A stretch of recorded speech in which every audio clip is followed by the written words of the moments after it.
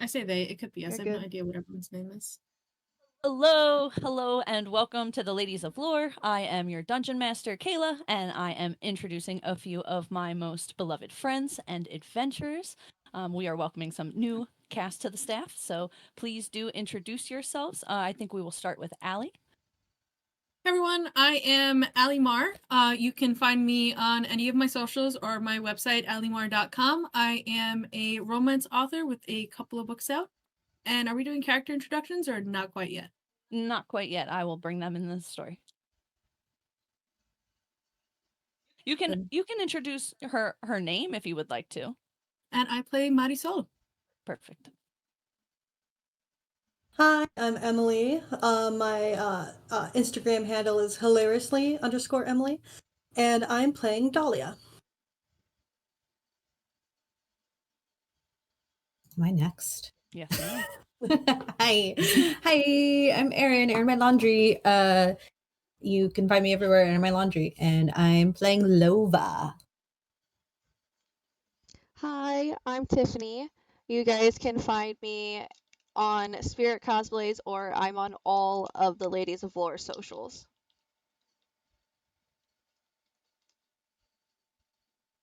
All right, I guess that's me.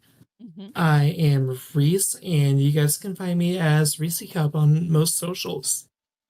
Fantastic. And then, Redacted, did you want to air out any of your business? My character's name is Kit. That's all. Thank you. No. You can follow me on Instagram at everything is redacted, and obviously that is where all of my other information is. Fantastic. Fantastic. Thank you all for being here and helping me with this endeavor and starting off on this, exploration with me. And thank all of you for joining us for our first session of Fate and Fables. This is going to be a D&D 5e actual play where our adventurers explore a kind of homebrewed version of life after death as they trek through the Nine Hells. Without any further ado, I also would like to thank our amazing composer of our theme song, Dungeon Maestro. Fantastic person to work with. I am in love with the theme. And so I definitely wanted to make sure that I highlighted that and threw that out there because I would play it again 1,000 times if I could. I would just spend this whole session playing it. So, all right. So we are going to jump right into it. We're going to start with seeing the camera span through the molten channels of hot lava and over this warring hell grounds. We see beasts of all shapes and sizes colliding, horns clashing against horns, hooves stomping firmly into the pavement as they kind of charge forward and ramp into one another. There's biting and gnashing of teeth. There's clawing and fighting. There is an ongoing battle for dominance. It has been centuries since the calamity had began and claimed the material plane. It had forced the few remaining creatures who had survived underground to seek refuge from the eternal war that still rages today. Minions of hell, demons, and monstrosities crowd their way through the gates, and armies ravage and terror the land. Much of the history will be lost, and the attempted ascension and the heroes who fought against it will all fade into dust. I know this because I was there.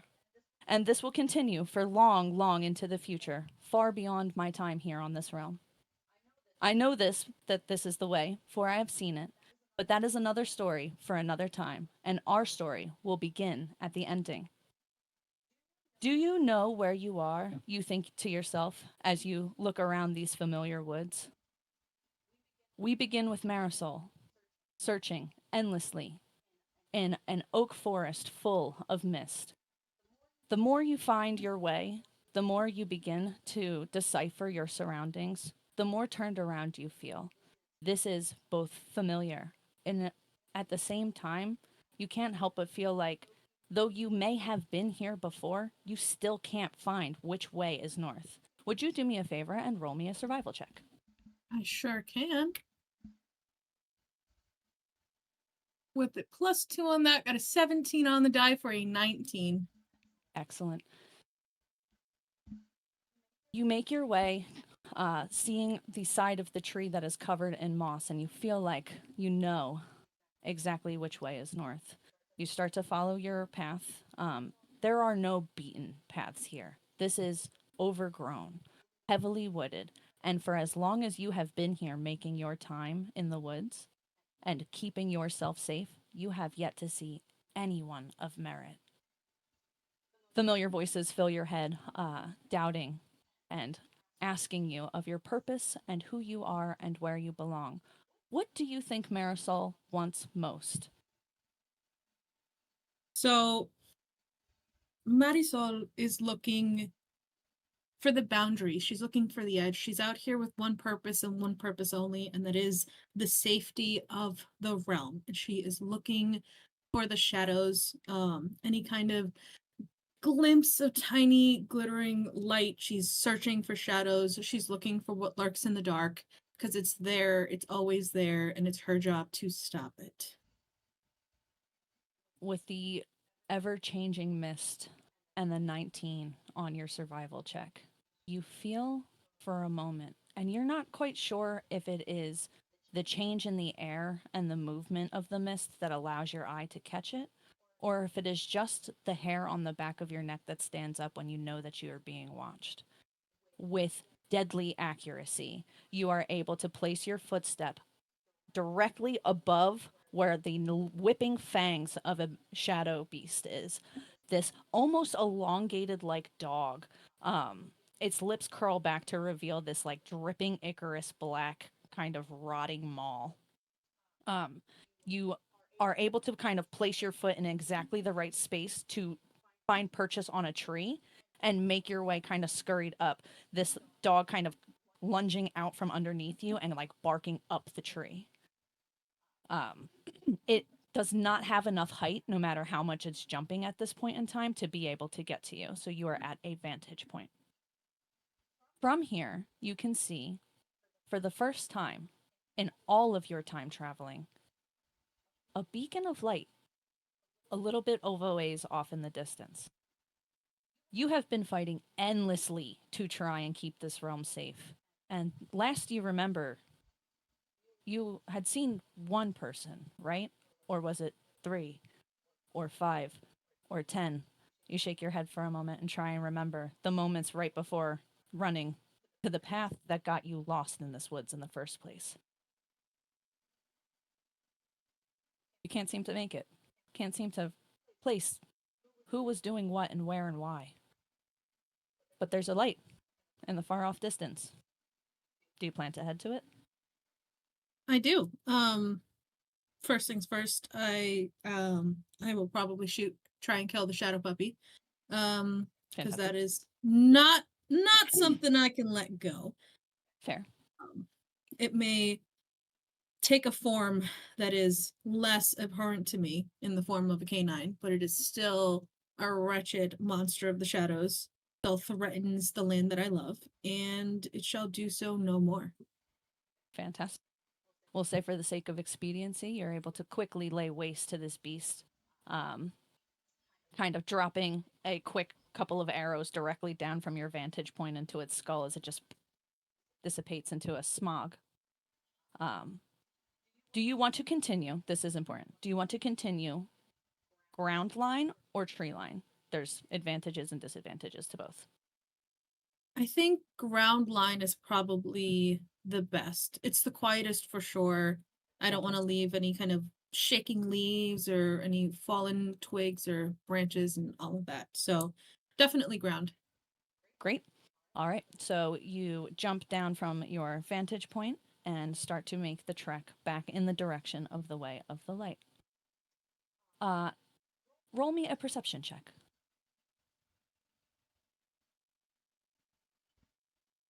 I can totally do that. I got a +6 to it, 13 on the die, 19 again. 19. It is with this 19 that you are able to see, maybe I'd say 15, 20 feet away, there is somebody who is currently sitting in the middle of the woods surrounded by heavy fern, sitting, not moving, not walking, no movement at all. It looks like the form of a young girl, maybe? So, is this a girl of a familiar race to me? So, as a Shadar-kai, I've seen lots of elves, lots of humans, lots of other races, but not all of them. Mm-hmm. This creature from behind, you can see there is the hair of and shape of a young woman. Difficult to see any facial features or anything like that. It does look like they are wearing some sort of weird porcelain type of armor or something like that, from the distance that you're at, as they are currently obscured. So, I'd like to stealthily move closer. Okay. I'm wearing clothes that are, hopefully not too loud, standard kind of attire for all of the hunting I've done in the forest. So, I've definitely got the soft soles of the shoes and the gentle fabrics, but they're not necessarily willowing or whipping anywhere. So keeping the bow and, the next arrow I would nod close to my body, just taking slow measured steps forward. Continue to creep forward. I would have you roll stealth, but I would say that knowing exactly the way that your character is built, I would say it's not necessary at this point in time. You deftly make your way around this figure, and as And you approach, you see. just to point out, in case the audience back home needs to know, I'm a Gloomstalker Ranger, which means in the shadows, I am as good as invisible. And in these mists, even more so. With ease, you're able to kind of fade into the background, barely causing these ferns to sway more than just the breeze would. You step around this figure, and you are face to face currently with this porcelain figure, human hair, kind of almost like a masked porcelain face, soft features. Um, it looks somewhat robotic in that, okay, better to describe. If you have ever seen an artist's mannequin, it looks at the same type of form as something like that. However, adorned in pieces of porcelain. It is not quite robot, not quite metallic, just a figure sitting in the grass, almost as if it is asleep. Instinctively, do I feel like this creature is in danger or the danger? Hard to say. It's like coming upon an animatronic that you can see is definitely powered off. So it doesn't look like it's posing any threat at this circumstance. It is just a person sitting on the ground.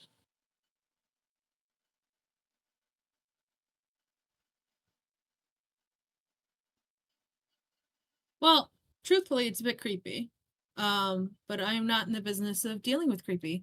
Or I mean it could be somebody's thing. My main concern would be who owns this, who controls it. How did this get lost from them? So instead of focusing all my attention on it, I'm definitely searching the perimeter, seeing if I can kind of taste any magic in the air from someone who might be trying to control it. And that's that's the route I'm taking. Fantastic. Roll me a stealth check with disadvantage. I can do that. Where is my disadvantage? I don't know. I'll roll twice. Got a +9. 5 on the die, 14. 8 on the die, 17. Okay. So 14 with disadvantage. With a 14, I will say you are still out of sight, but you step on a stick that creates the bareliest sound of Kit. It is in this moment you feel your tremor sense pick up in your overall onboarding. Quickly, you start to kind of feel this shake of alertness, this moment of jolting wake up, this reboot start to kick in. The last thing that you remember was storming off angrily. And as you begin to wake up and allow your body to start to flex and move and re-find its fluidity, all you can hear is the same recording, one that you have deep somewhere stored inside of you. She's dangerous. She's wonderfully dangerous.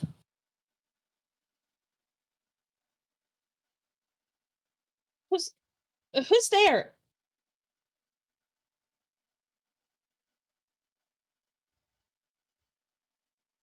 Do I hear this? Is it coming from the porcelain doll thing? In this moment,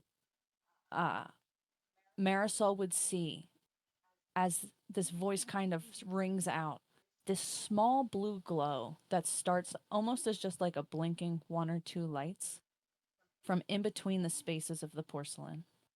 That then begins to be this blue kind of filter that peers out, almost creating like a really low ambient blue lighting on the ground floor here. Well, I haven't determined yet if this is friend or foe, so it's definitely taking a few steps back, picking up the bow, not pulling the arrow tight, like I'm not fully knocking it, but it's definitely in a position that I could do so quickly. And probably identify yourself. Are you sentient? Who are you?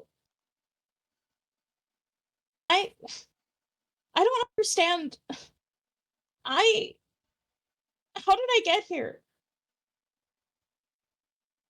Clearly you are. Can you tell me your name?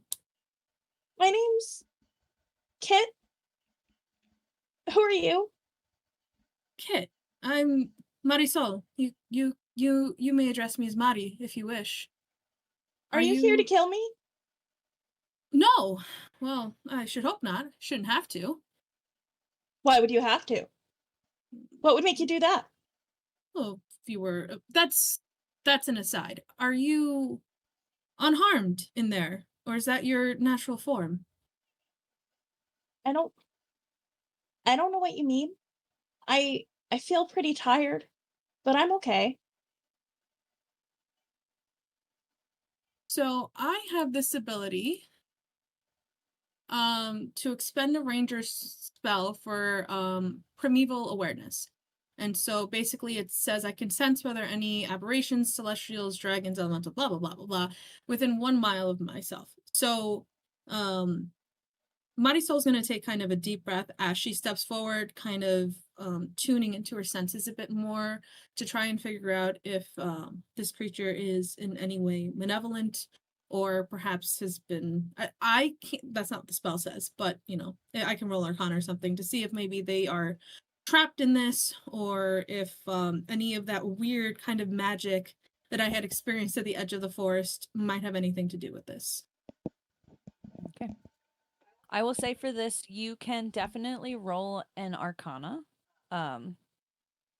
And then, Kit, would you do me a favor and would you both actually describe what one another sees as they stare kind of at each other in the middle of this darkened wood? I would also like to underline here that as you two have this exchange, it becomes very present to you that there are still creatures and things that lurk here. The sound of like a skittering animal in the bushes off nearby alerts you and reminds you that you are not exactly in the safest of spaces.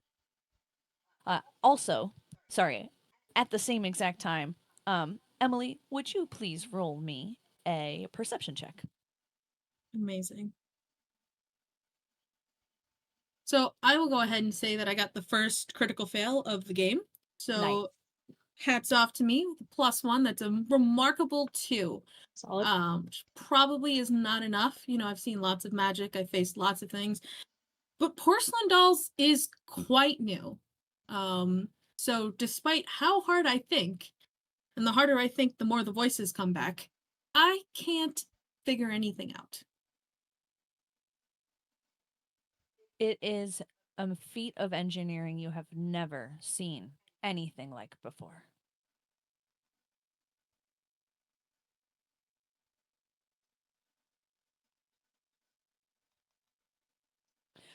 What does Kit look like in your mind's eye? Me? Yes.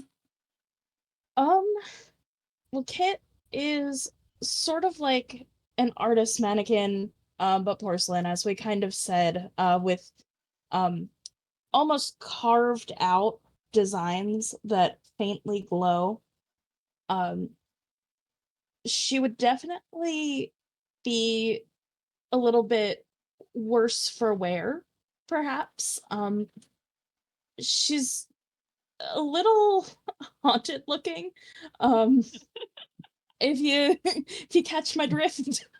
She's very scary. She's probably a few like cracks and dents in the porcelain. You can see that the human hair that she has is probably tangled and full of twigs and things from the run. You might also, if you looked very closely, see kind of a seam where it's almost sewn onto her head. You would The- probably The hair is sewn to her head? yes. Okay. You would see that between her joints and faintly from the back of her eyes would also be glowing with an arcane type of light. And I feel like her face doesn't move a lot when she talks. So you might not see a lot of emoting, which take that as you will. But definitely a piece of machinery. And are you like humanoid sized? Are you Yeah, roughly the size of like a human or an elf. I would say just for my own sake, that she is probably about the size of an average standard elven male. Not like anybody super tall, but like you're like still fairly tall. Like, elves are fairly tall. So lanky and tall in comparison. all right? And I guess through your slightly not creepy at all, faintly glowing arcane eyes, Spider crawls out.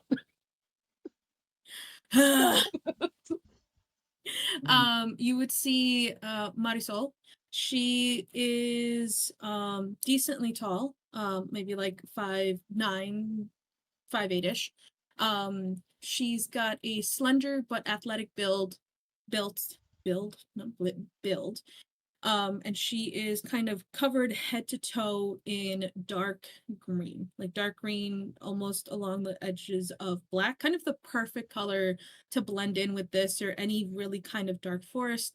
She's got a leather quiver strapped to her back with a lot of arrows in it. She's got a longbow in her hand, and her skin is kind of like a dark tawny brown, and her eyes are dark brown. She's got long hair down to her waist that's got these nice like 3B 3A curls, for anyone who cares about your curl density. And I think that's about it. Leather boots that come up to the knee but are clearly worn. Everything about her is clearly worn, as if everything is for function and not aesthetic, and as if she has put everything to well use. Fantastic. Emily, what did you roll on your die? An 8. An 8. Emily, you hear what sounds like the sound of horrific screaming, maybe a couple of, like 100 yards away, of, what is going on here? This very dramatic, exacerbated woman's voice is the only thing that rings through the forest to you.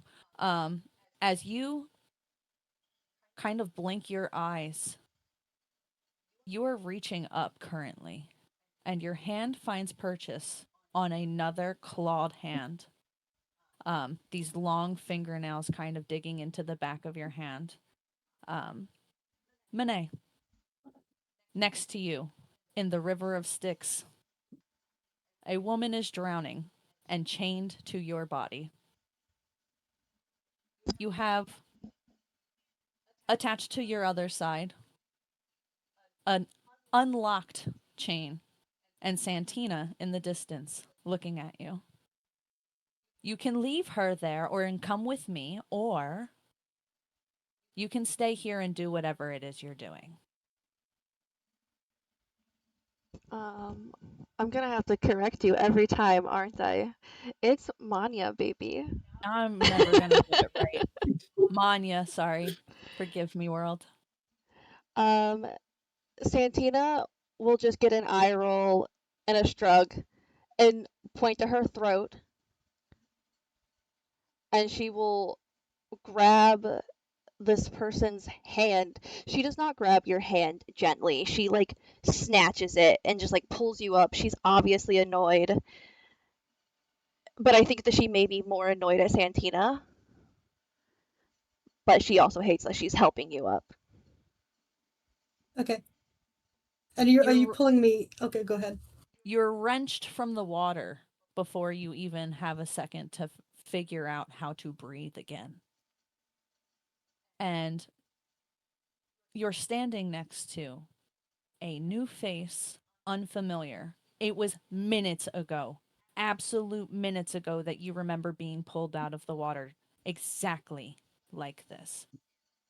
But the face was different, and you're having difficulty placing exactly where they had gone in placement. You remember seeing them from after the jump. You remember being pulled out of the water. You remember seeing their faces and having a moment of conversation, walking to a hut holding your head. And then you remember being pulled up. Again, a different face, two different women. What is happening?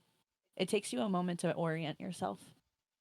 But you're standing there, soaking wet, arm in arm with someone, with screaming in the far off distance. We jump back to Kit and Iria real quick. Is it Iria or Ira? Or no, it's not. It's Marisol. Sorry. We did lots of name-changing things. Bear with me. Did not want everyone in this game to have a name that sounded the same. So you're welcome, truthfully, honestly. We did it for you. I have terrible ADHD. Name changes kill me, but we're working through it. We're figuring it out. We've got this. Okay, let's rewind. So, for Madi and Kit are now in the woods kind of having this conversation. We will jump back to the river in one moment.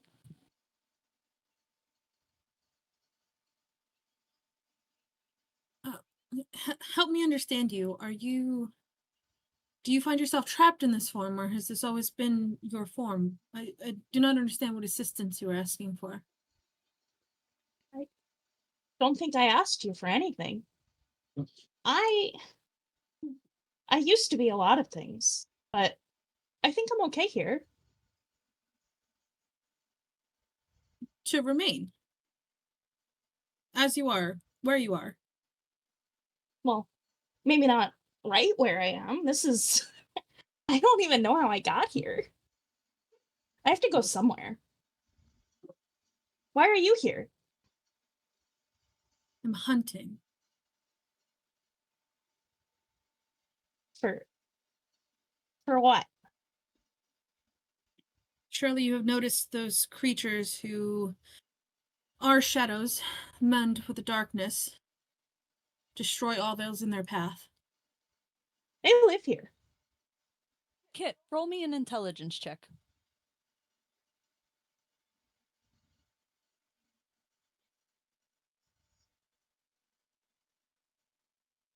I hope it's good. Just do. I have a hope that it's good. I'm so sorry. My internet cut out for just a minute. You're good. I don't know what the last thing I that said, will you happened roll me an was. intelligence check? Oh, me? Yes, please. Mhm. I'm really, really good at those. I did get a nat 20 though. Heck yeah. Like, I got yeah. a solid -1. Fantastic. It couldn't have gone any better. You know, as you say, I live here. You know exactly where you are. You are in the Forgotten Woods. This is where the tormented souls wander until they have come to terms with the fact that they are truly lost to the material plane. This is limbo. This is the nothing. This is the in between. This is where people continue to wander until they find their way to the light and recognize that they have perished. So would I know anything about the creatures that she's talking about? The creatures that are in the woods are meant to torment the souls indefinitely until they recognize that they are no longer of the living, until they wake up from their realities. Why do you want to kill them?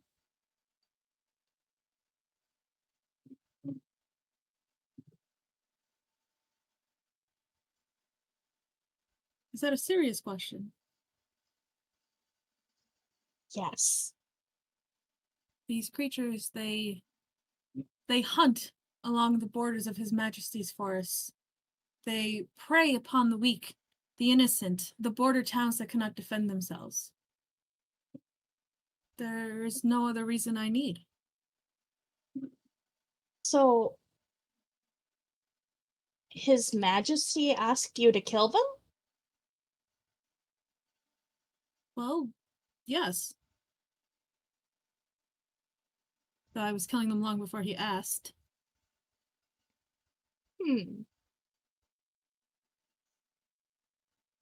Interesting.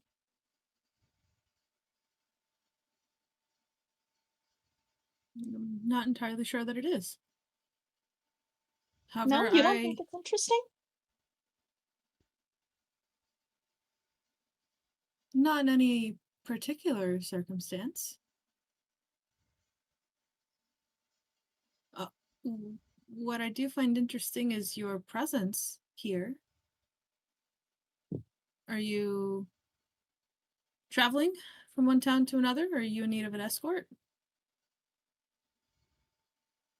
I think Kit would think about this for a minute.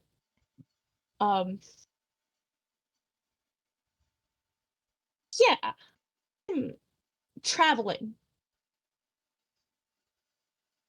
Where are you going? Can you take me there? Ha, you do not wish to walk the paths that I leave in my stead. Why not? They are treacherous. Quite honestly, lonesome. Well, it wouldn't be lonesome if you had company. Perhaps not. But it might also be much more difficult. Are you saying I'm gonna make things difficult for you? Perhaps not intentionally. You think I just mess things up? That is not what I have said. I think Nor it what is I what you intended. said. No, only if one is used to hunting by themselves, traveling by themselves, existing by themselves, then the presence of another drastically changes the dynamic. Kit, take 1 point of ego stress. Yep. It is in this moment that Lova, you awaken flat on your back, sword at your side, staring up at the boughs of the trees that blow in the wind. You don't quite remember falling on your back during the battle, other than looking up and seeing the sword get driven directly through the heart of your sworn to protect. You immediately jump to feet and start to look around the area to see any remnants of battle. And there is but another woman laying next to you. In the grass, maybe, I'd say 25 feet or so from you. On their back, also, not awake, staring at, eyes open, but not awake, not moving, not breathing, nothing, just staring at the sky. Does this person look like they have any sort of insignia or anything that would indicate that they were in the same battle as me? You look around, roll me a perception check. Okay, with my new dice that I got with my best friends at the store. Lads and ladies, we got ourselves 18 plus, where's that perception? Oh, plus 0. 18. 18. Oh yeah. I will say you don't see any insignia, but with that high of a roll, what you can see, something that others may have missed, but is very easy for you to see on yourself, the exact rip and open scar of where you had taken a blow, and you remember it immediately. Being struck down in the middle of battle, waking up here and seeing your stomach and breathing in and feeling that pain, that slice, that pierce, the one thing that actually took you out. And as you look at their body laying in the ground, you can see no defensive wounds on the face, but on the arms, you can see what look like definitely defensive wounds. And also a series of, and this is important to mention, trigger warning for anybody who is listening. If you struggle with self-harm, maybe fast forward this piece. It is difficult for you because you recognize that though your wound is in an area that has scarred up on your stomach, this person's wounds look self-inflicted to an extent. Okay. There is an area where it looks like they have taken damage that has long since healed. And then there's another area that looks fresher, like the pinkened scars of a wound that has just been healed. And as you have this moment of reality, you can see that this person, unbreathing, with like laying on their back and looking down at your own stuff, you can see like this is a scar that has just healed up for you. This is a scar that would have potentially just been healing up for them. Okay. And you hear yelling in the distance. Oh, okay. I'm going to, I think Lova gets up and she sort of like is standing, like looming over this person and does one of these over their eyes. And then like kind of like taps, like slaps her face a little. Very, very like tender in a very like soldier out in the field, abrasive sort of way, like get your shit together. Yeah. And she's going to, does that do anything?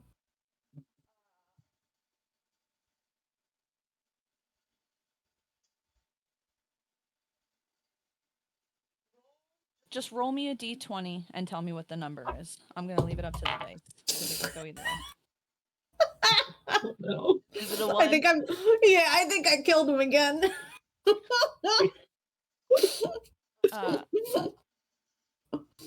As trigger warning for anybody who suffers with domestic abuse, you may want to fast forward this. This is a tragic backstory, so there's going to be lots of tragic pieces. For the sake of this, if this is not something that you can particularly handle, I will let you know in the comments when to tune back in. So you do this loving slap on the face, this wake up soldier, get up and at him. Umbriel, you feel the strike of your lover's fist one time directly into the square of your jaw. You feel the heartbreak of trying to argue a point that is just not being heard. You don't regain consciousness, not yet. It is a moment of reliving this moment over and over again. the tussle beforehand, the walking in, the finding out that this is not the type of life that you were trying to build, the deceit, the wash of emotions, the anger, the sorrow, the anger again, the you being struck, the you striking back. It replays over and over and over for you. Like you can't escape it. Like someone presses play on a tape, it plays the memory for you. They press rewind on the tape. You watch it in reverse. They press play on the tape. You watch it all again. You have seen every calculated version of this, every view and angle that is potential, from the floor up, from the top down. You've watched this out of body experience time and time again. And the only thing that is congruent for you in all of these memories is, for you, it's better to just not exist at all. It's better to not exist at all after this type of heartbreak. After having experienced a love like this, it is just better to not exist at all. And you have this moment of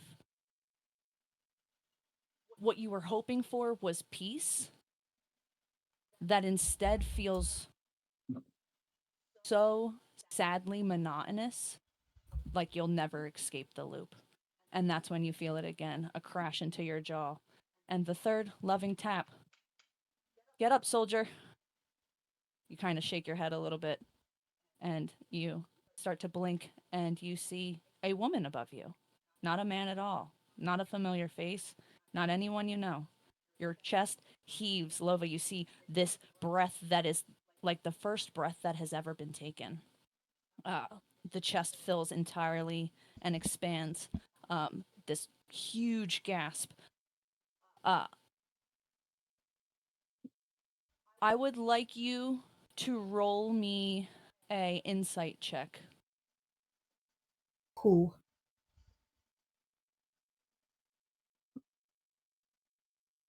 Me? Mm-hmm. Yeah. Hell yeah, stepbrother. We got ourselves a nat 20. Hell yeah. All right, Umbriel, you can't hide this. As a person who would have wanted to successfully take their own life in that moment, is it relief or sorrow that you wake back up? I think it'll have to be sorrow. Like, she thought this was the end. This was going to be it. This was not expected. Then you feel heartbreak all over again as you open your eyes, and you couldn't even do that right. Oof. Its own torment.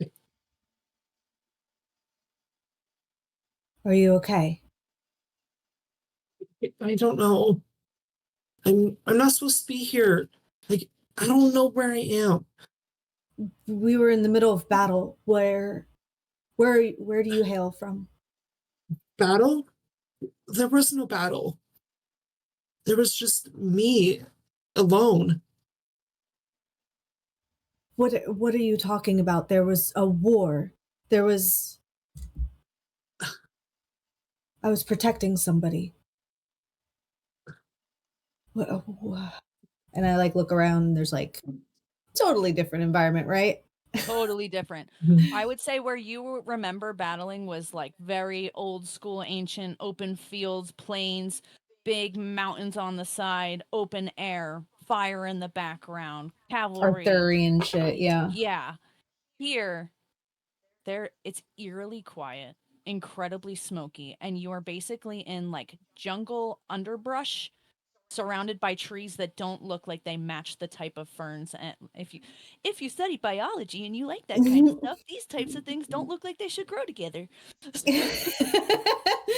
And the screaming, right? There's still this, like, the only sounds of screaming. There is two female voices a little bit over the ways in the distance that you cannot see currently, that are kind of peaked, that you can hear. Okay. I'm going to, without asking, so like do what you'd like with this. Lova is going to like grab you on your arms, like on your shoulders, and kind of like how tall is Umbriel? That's a good like 5'7". Beautiful, tiny compared to Lova, and she's just going to like Goliath style prop like stand her up. I guess that And is also an imperative piece. Can you describe each other? What do you see as you are staring at one another in this moment? you see a somebody who has better hair than this trash wig that I will be replacing soon. But it's like this like greasy like sweaty mess, like battle whatever. If you were to take, I'm gonna say for the at the risk of Kayla's sanity, if you were to take Lucy Lawless from Xena and stick her under one of those like Six Flags Sprite misters for a while, that's what she's looking like. She's just very sticky and grimy and tall. That's how I like them.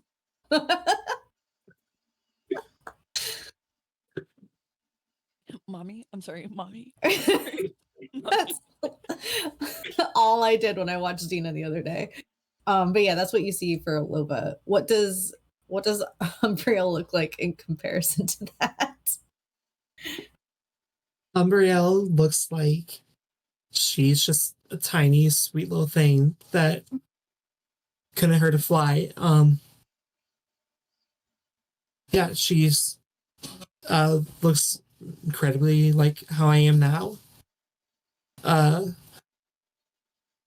Maybe like a more smeared makeup, like she's been crying for hours on end. Yeah. Okay. Lova kind of like pulls her up and starts to like brush her off as if like gonna turn her around and be like, "Go get him, champ," and say, "Are you hurt? Are you hurt like me?" Umbriel, you look at your body. You look at your wrists, you look at your side, you start to examine and self reflect for the first time. You are hurt. At least you remember in the last couple of moments of your life, you are hurt, but you stand and you feel no pain. After being righted, you look down at your body, and what once should have been gaping wounds from moments before are not. It is very clear to you. You have perished in some way or have healed in some way. You are aware of healer's magic. Maybe somebody got to you in time, but I think that it becomes very clear to you. What you were trying to accomplish, you may have accomplished. Okay. So she's like spinning around, like trying to look all over herself, hoping to see some sort of blood or indicator that what she had wanted to do happened, but everything's gone. Everything's just not there. I should be wounded, but I'm not seeing anything. I don't know what happened. I think I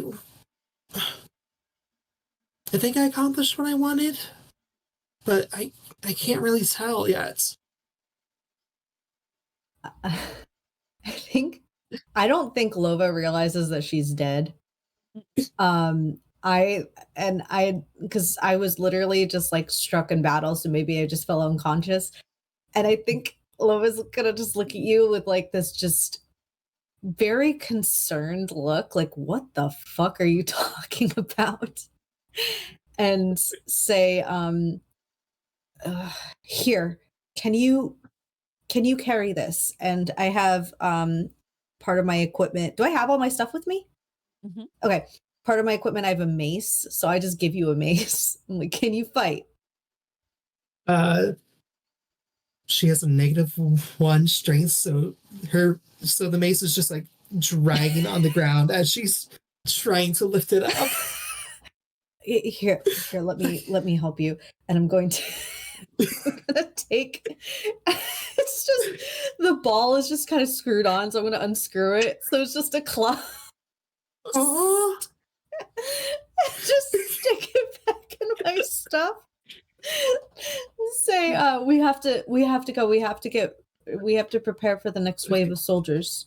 Stick wait, what with me. soldiers? We're in battle.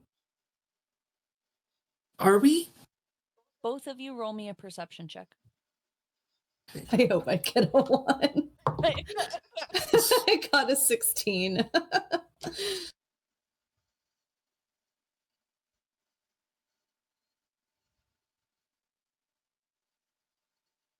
13. 13. Okay. Umbriel says, "What battle?"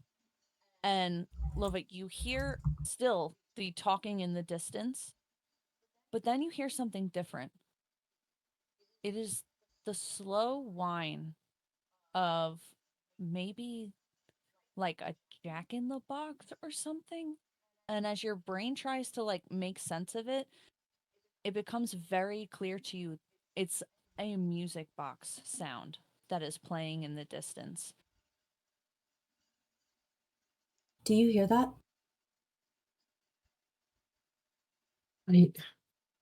Yeah, I kind of Over do. there somewhere, right? I guess I can't really tell. Like where? Sensing in the woods from where your location is, and you're very good at triangulating where sound is coming from battle. You're able to hear the music kind of off in the distance to the side, and the voices are coming slightly before that, a little bit more to the left. Okay. So it wouldn't be too far off for those things to be connected. Okay. I'm going to jump real quick back to Manya and Dahlia. That's right. Fuck yeah, that's right. I know names, little bitch.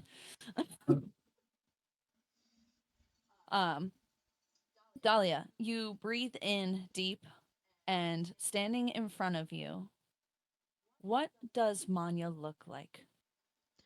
So, Dahlia, you see someone who is not as tall as all the other people who have been describing their character. She's only 5'2". She is humanoid looking, but she has purplish gray skin. With purple, gold, and pink little fish scales upon her cheeks. She also has little fins that pop out. They are a like slightly darker shade than her skin tone, and she has just long, dark, purple, almost black hair with like piercing purple eyes, and she just looks like a bitch just staring at you. Yeah, so you pull me out and I take a deep breath, but I'm still coughing up a little bit of water.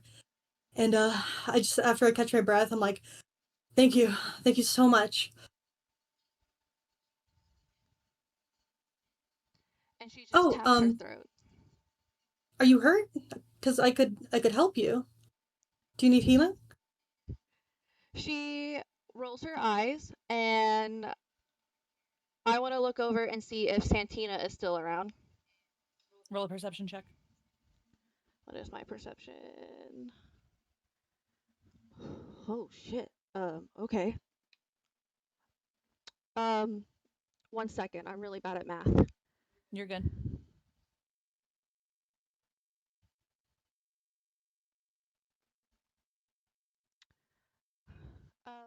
We might have to redo my character sheet because that's a 32.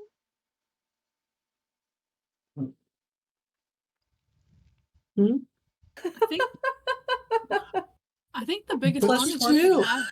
I feel like the biggest You bonus. min-max so well. I don't know what happened. Do you have expertise? Uh-huh. Then yeah, you could hit a 32 at level 10. Okay, heck yeah, 32, let's go! Did you get a 19, 18, 19 on the dice? Yep. Yeah, you can hit a 32. Heck yeah! Woo! Oh, wait, we're level 10? Yes. Yeah. Babe, Yeah. Yeah. what level are Yeah. you right now? What level are you? What level are we? Just start at 10. 5? Yeah, it's 10. Okay, yeah. 10. We're at 10. No, Aw. I started at 1. Oh dear. Babe. Add your I'm sorry, Yay. I forgot. Gadzooks. All You can right. do so much more than you think you can. Everyone is probably like, how the hell do you get a 32 at level 1? What in That's the what I min thought. max cheating? Right? She's like, just because you're fucking the DM doesn't mean you can just put whatever you want on the sheet. Hey, advantage doesn't mean that you add the dice. We're good. All right. Fair. So, a 32. What did I ask you to roll? Perception? Yeah. 32. Fuck, I was gonna totally like lead you astray and everything. I have one wacky curl that comes out over here. You probably see that with a 32 from all the way across the forest. I do. You see that Santina has left you. You also see that something has clocked her and is currently pursuing her. So in this moment, you see a little bit of chaos starting to kind of break out. Question: do I have to physically see Santina to speak with her, or You have to see her. She doesn't have to see you. You have to see her. okay? And she's gone, but something's following her, so I don't see her. Mm-hmm. No, well, she's running. You see her running, but you also see something else. Like she's not staying and looking at you. She is gone. She's moving. But she is being pursued by something. So you can still see her if you choose to communicate with her. Okay. Right, if I was unclear. I'm gonna speak in her head. Okay, first of all, something is following you, so good luck still running. You might die again. Secondly, I do need you to translate. I don't want these people to know I can speak to them just yet.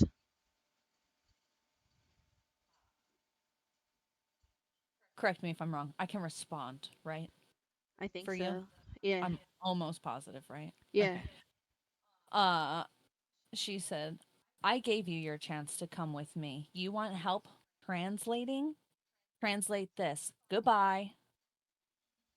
Okay, have fun getting chased. No response.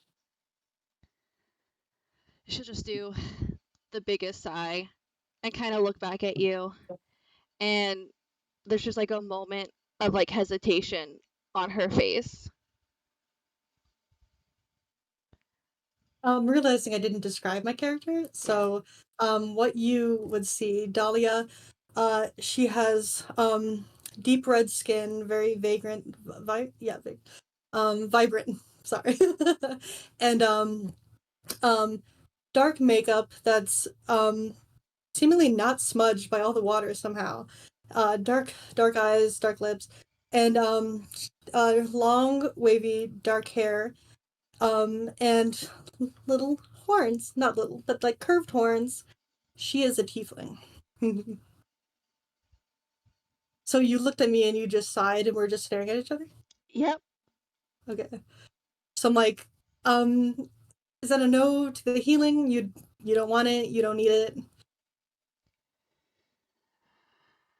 And I think that she just like has this moment of like, oh god, okay. And you hear her, but her mouth doesn't move. And she goes, if I speak to you, can you keep a secret? Absolutely. Okay. I cannot speak out loud, but I can speak in your head. No, I don't need healing. It won't work. Oh, okay. Well, thank you for speaking with me. You know, it was going to be pretty awkward. We're chained together, and you're not going to say anything. That would have sucked. So thank you. Raid! We're being raided Woo! in chat on Twitch, not in the game. Thank What does you. that mean? That means someone just joined us with the viewing party of 8 Ah, people. roll D5. Heck Hi, yeah. On. Hi, Shadow. It Those means are our friends at Roll D5. they've ended their stream and they brought their audience to our stream. So thank you We very love much. you guys. Thank you. Hello. So, DM, so how were we chained? Was it by the arms, by the hands? by the hip, By the- you have a moment of remembrance in this moment as you kind of look down. It does feel very wishy-washy where you are with your memories right now. You do remember making the choice, the scary choice. Jump or not. And then you look down at your hip and being chained together, and you have a moment where you remember a ceremony somewhat similar to this. The chain around the hip linking one another as you kind of walk down a lowly lit hallway, candles illuminating each of the alcoves. And then you try and remember, and it's really fuzzy. All you see for a second is the flash of a tragedy mask. This contorted face figure, emotionless, with its weird kind of twisted grin and scowl. Okay. And you shake it off and are back in your moment. Do you know why we're chained together? I do, but I don't think that you would quite understand just yet. I don't know where you were going, but I can tell you where we're going now. And she's still holding on to your hand if you haven't pulled it away, and she's just gonna start, like, walking with you. I'll keep my hand in yours, and I'll follow. Okay. She begins to drag you down a dirt lined path. There are a series of stringed lights now that kind of what is the word that I'm looking for? Alternate in between the different boughs of the trees, almost like a fancy garden wedding or something of the sort. These little lights that are every so often kind of strung throughout. You still have a good chunk of like walking to do before you enter into this like big kind of double gated archway. Uh, on one side of the gate, there is a half of a moon. On the other side of the gate, completing the circle, is a sun. And they're kind of interposed in this triangle. The rays of the sun kind of um, like swirl almost into this wrought iron design that is this double gate here. And she begins to lead you through this double gate. Do me a favor, real quick, and roll me just a general intelligence check. Or a religion check, yes. If you roll religion, you can roll it at advantage. Okay. It was religion or intelligence? Yes, ma'am. Okay. If you do religion, you can do it with advantage. Okay, I'll do religion. Rock on. Rock on, stepbrother! No. A 17. A 17. Rad. You look for a moment at your. Where are you wearing your religious symbol? Just around my neck. It's on a silver chain. Yeah. So you look down and make sure that you still have that after having such a big like fall and splash into the water. And you double back and touch your chain just as a form of comfort almost. It's something that you've picked up habitually in your time of worship. And you feel around the swirl inside of the triangle a little bit, this kind of engrazed and embossed like leveling in the metal. And your mind instantly sees it in the gate as you are walking through this gate. If you had taken this almost like filigree like metal, if you had taken this wrought ironwork and were to do a charcoal rub of it and really smudge it up, it would look kind of similar. Okay. It would look kind of similar to the symbol that you hold on your chest. That's going to intrigue me and also bring me a little bit of comfort. Mm-hmm. Knowing that your mistress is one of a little bit of secrecy, a little bit of trickery, but also of the realm of limbo and of the lost.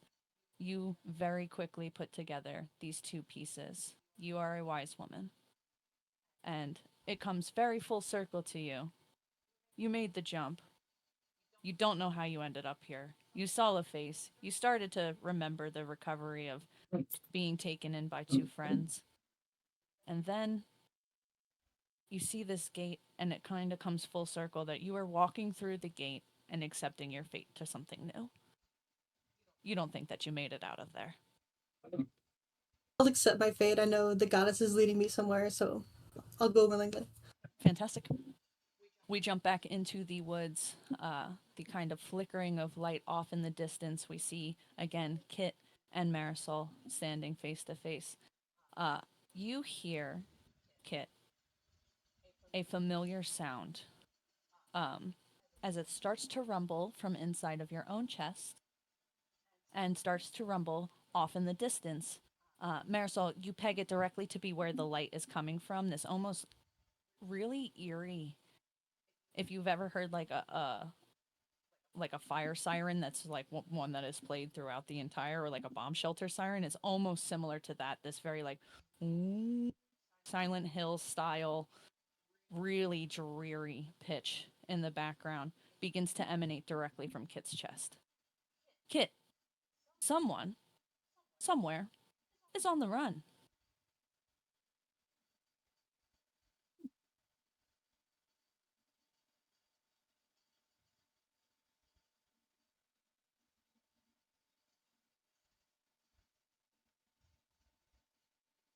Well, in all of my years, I have never heard a sound quite so disturbing.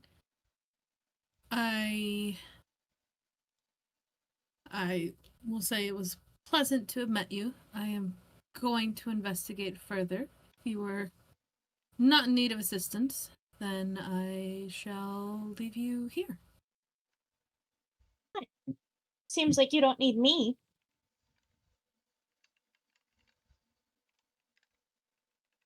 Oh, okay.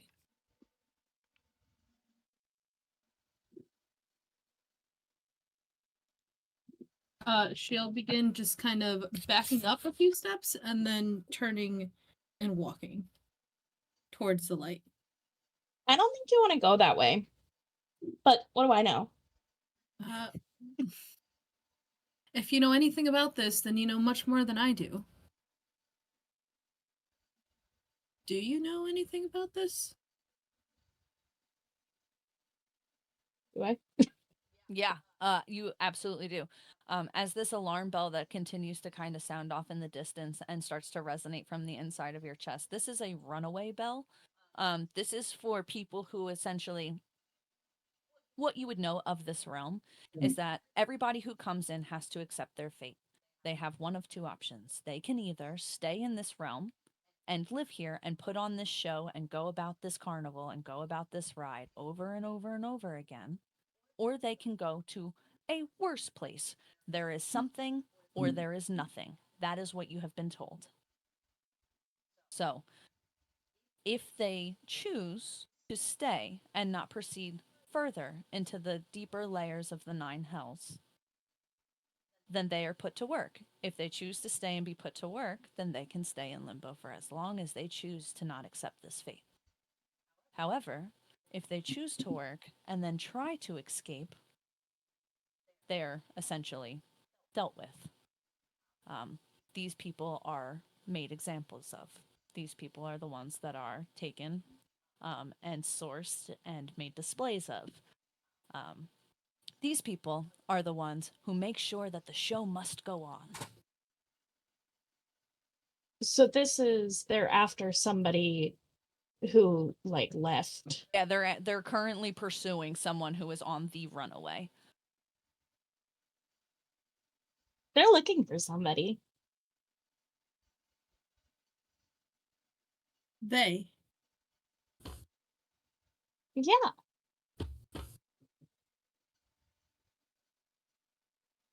You know.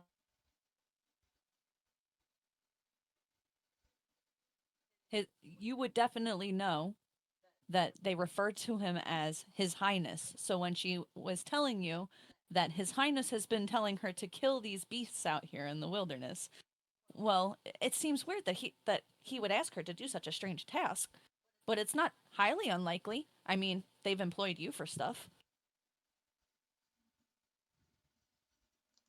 You know, if people aren't following what His Highness asks, that's a problem.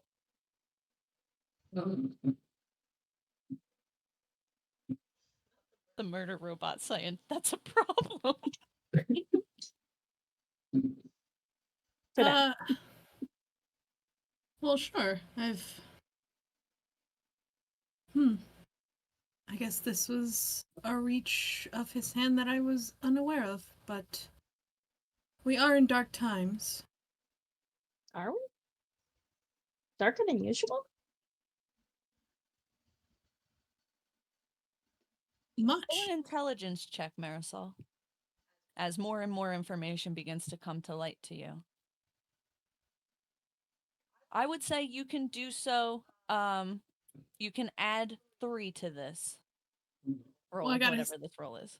I got a 17 on the die. My Okay. modifier is a 1, so it's Okay. either a 20 or a 21. Okay. You start to feel like, okay, you haven't quite put the pieces together exactly, but it's starting to make a little more sense. You must have been transported somewhere. You must have accidentally stepped into like some sort of, I don't know, creepy trap of some sort. And now somebody is messing with you or is going to be manipulating you because you are positive from where you are in the reaches of the woods right now that you've had a time to look around and kind of make sense of where you are. This is your woods. You know this is your woods. You can tell that this is your woods. This is, if it's not your woods, it's a carbon copy of your woods. Let's see. This. So you know from the direction that you're looking, where that light is coming from, that would be the reaches of Caligos Castle. Some trickery of the blood mages, is it? No matter. I will uncover this. I will rip it from the ground, root and stem, as I have before. That's probably not what he wants you to do. And am I to assume you know His Majesty better than I do? Well, it depends how well you know him. Then the answer is clearly not. I don't know. If you say so. But I still, you probably don't want him to see you right now. He's probably pretty mad. When is he not? That's true too. You're funny. I did not intend to be. That's okay. Should I not laugh? I'm sorry, I'm No. not laughing at you. Even if you were, that would be acceptable. But have you seen others in this section of the forest? I don't even remember getting here before I saw you. Kit, roll me an intelligence check.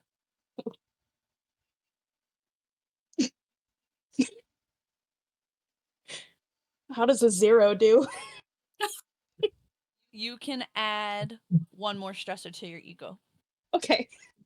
Hey, I didn't do this one. No, this is a self-ego crash. This is a, I don't know how I got here. Uh-oh. You're down 2 from what I know. I don't know how many started with, but if this is anything like sanity, we're in trouble. Don't worry about it. That only makes me worry.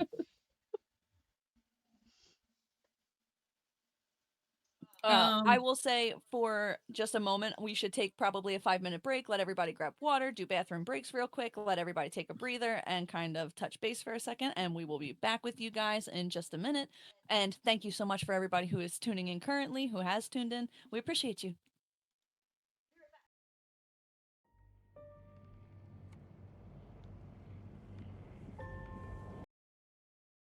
Wow. Welcome back. We are jumping right back into this in the center of the woods where Marisol and Kit currently are in the middle of conversing. The sound of the runaway siren beginning to kind of sound off in the center of your chest. Can I hear it from the center of Kit's chest? Yes, the same sound that you can hear off in the distance in the area of the light is also emanating from the inside of this person that you are standing in front of. Interesting.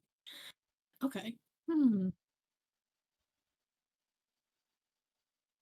Well, I feel like I still would go towards the light. Not entirely sure what's going on, but I'm bound to catch a few stray shadows along the way. This person said that they don't need my help, and I don't know, something's going on. So, And towards the light is towards like the castle and stuff, right? Correct.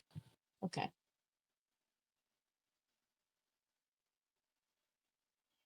it has been quite a while since I've seen His Majesty. Perhaps I am due a visit. I don't think you can drop in like that on him. I have before. Okay.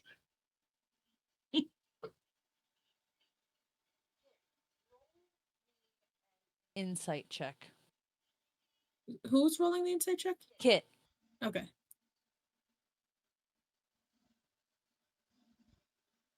Uh, 15.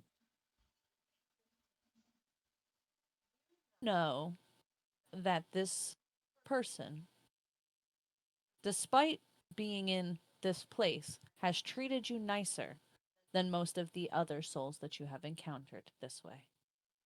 And you are very cognizant of the fact that you are alone out here, and that even though you are of this realm, this woods, you were specifically told to stay out of, especially alone. You hear the voice of Azeroth in your brain, ringing off a very spirited warning. You have to stay close to the castle. If you don't stay close to the castle, then nobody will know that you are, mine. And you don't look like all of the other robots here, so I just want you to be clear that your instructions are to stay close to home, okay? I just think we should go deeper into the woods. What do you intend to find deeper in the woods? I don't know. Have you been there? Yes.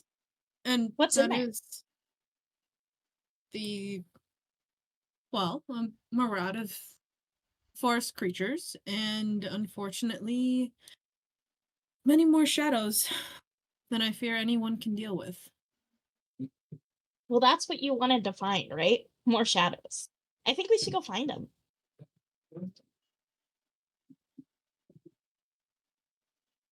Why do you wish to find the shadows? Because you want to. And you're my friend.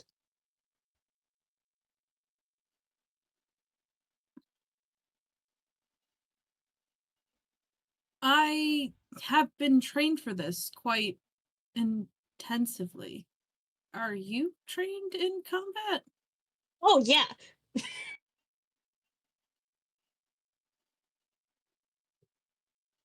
And what are you proficient with? Well, a lot of things, I guess. Um,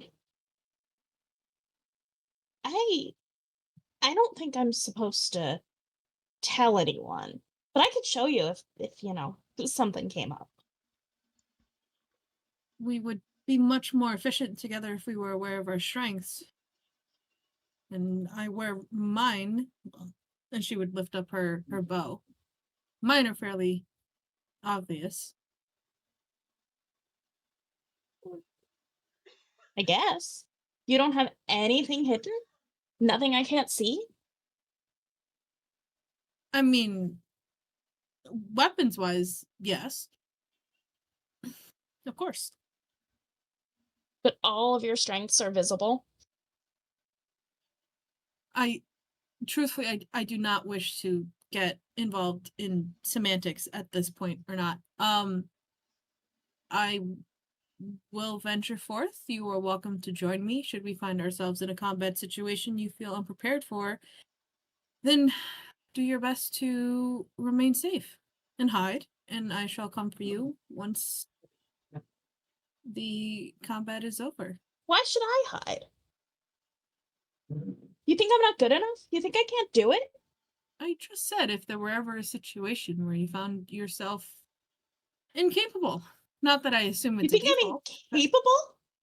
Oh, yes. I I would like you to roll on your table. Do you need me to send it to you, or do you still have it? I do not have. I have it pinned. Hold on. I have Okay. to. I can send it to you real quick if you need. Okay. You know what's Why? fantastic about this? I've actually taken care to be precise in my language and yet am consistently misunderstood. And I love it. I'm so sorry. Marisol is like, I'm so confused. That's sent to you now. I got it. It's gonna be with that last one, I will say you lost your last point of resolve, so please do roll just the D20. Yep. Oh no. And then 6. 6. Fireball. Okay. Come on, fireball. We will say just re-roll it for me because that one is not going to be applicable for this particular circumstance. 2. A 2. Okay. You see she starts to get overwhelmed to a point of just pure, like, inconsolable. You think I can't do it? You think I'm not made for this? I'm not good enough for you? You think I can't? All the blue light at the same time begins to fade from the inside of her, and she powers off and sits in a slump on top of herself. This is equivalent to having someone have a proper, like, a moment of shock. She totally shuts down, like a person who just goes total out of conscious, falls forward onto her face directly into the ferns after having this little bit of panic. You see that she zits totally out. Kit! As this happens, you hear off in the distance the sound of potentially someone in danger, Lova, yelling, Kit! Kit! As there was an exchange of words that kind of is warbled for you. You and Umbriel can hear that there is a loud kind of crash that happens as the porcelain plates kind of back into one another as she topples. Do you hear that? Umbriel, do you hear that? Yeah, Are you I guess alive? it's Are you like a. sentient? We should go. Let's go investigate. They could need our help. Okay, I'll follow you. As a race car drives by my house. I get my big bad long sword out. I don't have quite as many swords as Kayla. Meaning I have 0. Oh wait. No, Didn't I damn give it, you it's one? in storage. Okay. Dang. Yeah. You didn't though. You can though. You can have one. I But have at least 4. There's at least 15. okay. I'll run over and grab it after this scene. And I want to grab my longsword and like I can only describe it as like anime style run forward with my longsword. Hell like yeah. ready to fucking go. Fuck yeah, dude. I'm sure I leave Umbriella in the dust with my stride by accident, and then I like realize that no one's next to me, and I'm like, "Come on, let's go! Bring the mace." It's just the club of the mace, Just the just club. like It's just a pommel club. part.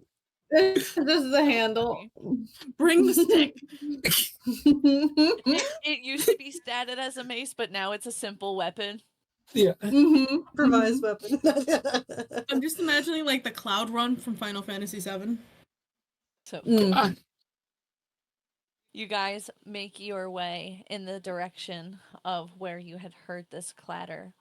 It only takes but a minute of you rousing Kit before you see the slow kind of flicker boot on, like an old Mac restarting. There's this kind of dull blue glow that kind of takes a second. Oh my gosh, Kit, this is totally up to your discretion. Do you want a startup noise? Absolutely. Okay, you hear this very interesting kind of that happens before she turns on. And then she takes a second. You can see like all of her things do this, all of her limbs do this weird autocorrect thing, like it does like a little kind of shuffle and shake real quick before she is sentient again.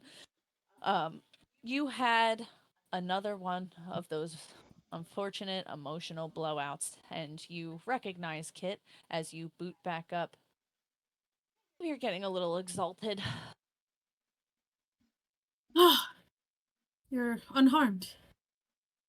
Or you seem to So be. are you. Pardon? So are you. It's good news. I'm glad Uh, to see you. I am glad to see you as well. You're not mad at me? No. Why would I be? Sometimes people get mad at me when I do that. I didn't mean to. Has it happened before? No.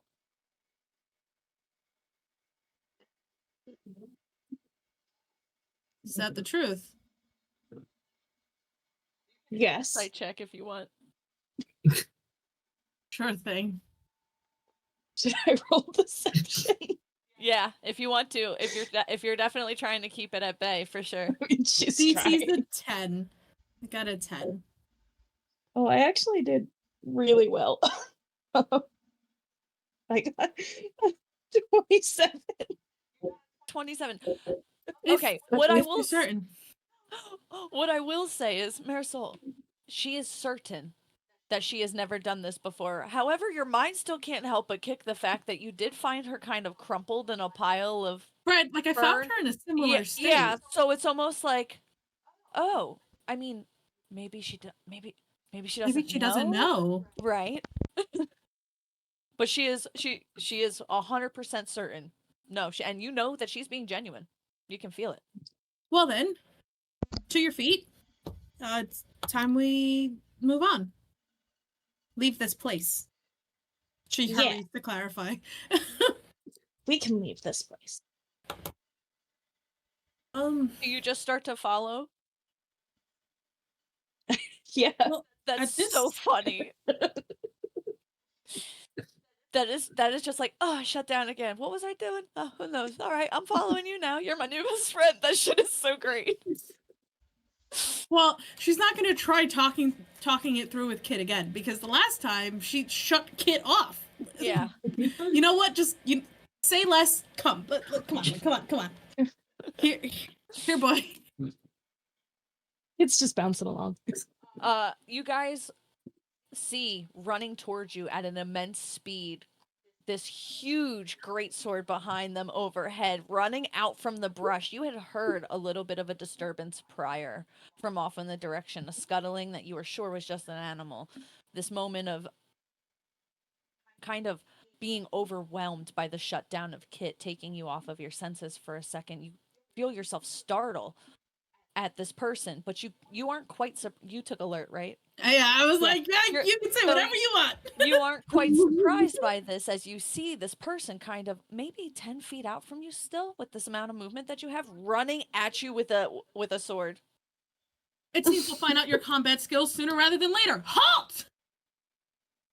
I like fucking slide to a stop like fucking like a horse. Like If you're okay with this, I would love for, like, you know how that moment in a game where like the two characters are like obnoxiously close and you've got the sword and I've got the arrow, and like mutual destruction, we're like 3 inches from each other, and it's like I could like boop your arrow with my nose. Yeah. You have your guys' 2 support characters following behind you. One of them's a robot, the other one's this tiny, short, cute little girl. Oh my god.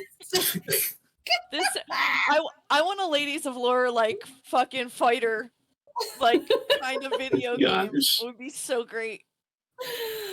Oh my gosh. We need animated recaps so I can see this. 100%.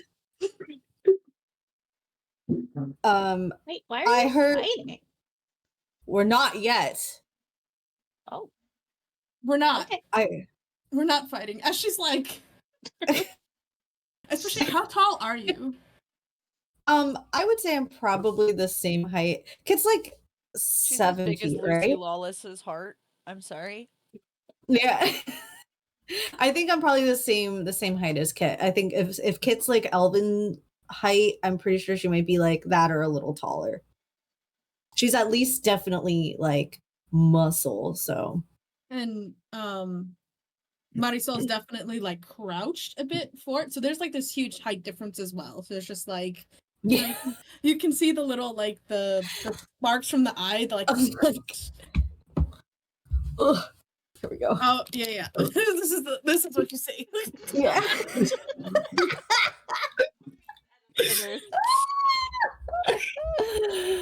We are method acting. Oh shit. Hold on. Mommy. Oh, I think I fucked that up. Oh wait, there we go. It's still good. It looks so good. No, we're okay. Whoa. I just gotta go like this. Time frame number 218. Edit. Got it. Got it. There we go. It's fine. It's fine. I'm fine. It's so cute. State your purpose. Make your I'm actually intentions not clear. I'm not sure what my intentions are. I heard a noise, I heard danger potentially, and I came. Okay. This is also super fucking fun. Sorry to interject here. I need you both to roll history checks. Hell yeah. What is my level 10 modifier for this? History. That was a 7. I got an 8. No shit. Okay, cool. Oh, Great, actually, cool, I got a cool, 9. great. I got an 8 on the die. Okay, cool. In cool, case that cool. 1 point helps. It's you know. fine. We'll do it. We'll do it so that way it makes sense. It's fine. Listen, when you take a second to size each other up, one thing becomes very clear to the both of you. Number 1, when you are looking at Marisol, you see that she is wearing a crest of a city long forgotten. Historically speaking, her city had fallen in the Shadowfell. Excuse me? An older crest that is, if it was like the history books, it's like you're talking old school. We're talking like looking back on like territories that had switched from prior till. Okay. When you see Lova, you see a bastardized flag of one of the nations that you had been in a treaty with. This almost kind of, the colors are the wrong colors and it only has part of the crest on there. So you're like, what is this? So this looks like, it's basically if someone took like the American flag and put the stars on the stripes, and you're like, what the fuck is that? That is wrong. So it just looks totally different to you. It's like it's like a bad remake of the same kind of thing. It's like it's like the Temu version of the American flag. Temu version. I Smells love it. awful when it comes out of the box. Yeah. It smells like sorrow. Yeah, I mean, I'm sure Lova probably smells like sorrow right now, Yeah. so it's great. Yeah, definitely. So looking at each other, it's almost like this weird. You're looking at someone who's basically in historical regalia, and she's looking at someone who's basically in like the Earth is Why flat, are and this is what you it looks like. LARPing a soldier right now, basically? Yeah, exactly Like- right. Like, you look like you're from the Roman Empire. Why are you LARPing? Yeah, what are you wearing out here? Amazing. Okay. I think Lova probably knows, like, from her training, basic insignia over the years to like recognize people in battle. And she sort of like softens just a little and like tilts her head like puppy dog style at your crust.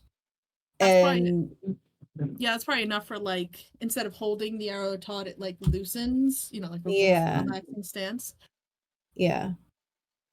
What are you wearing? My uniform? I'm sorry. This might sound disrespectful, but that's old. I'm not quite that old. How old are you? 90? Quite young. And what are you doing wearing that crest?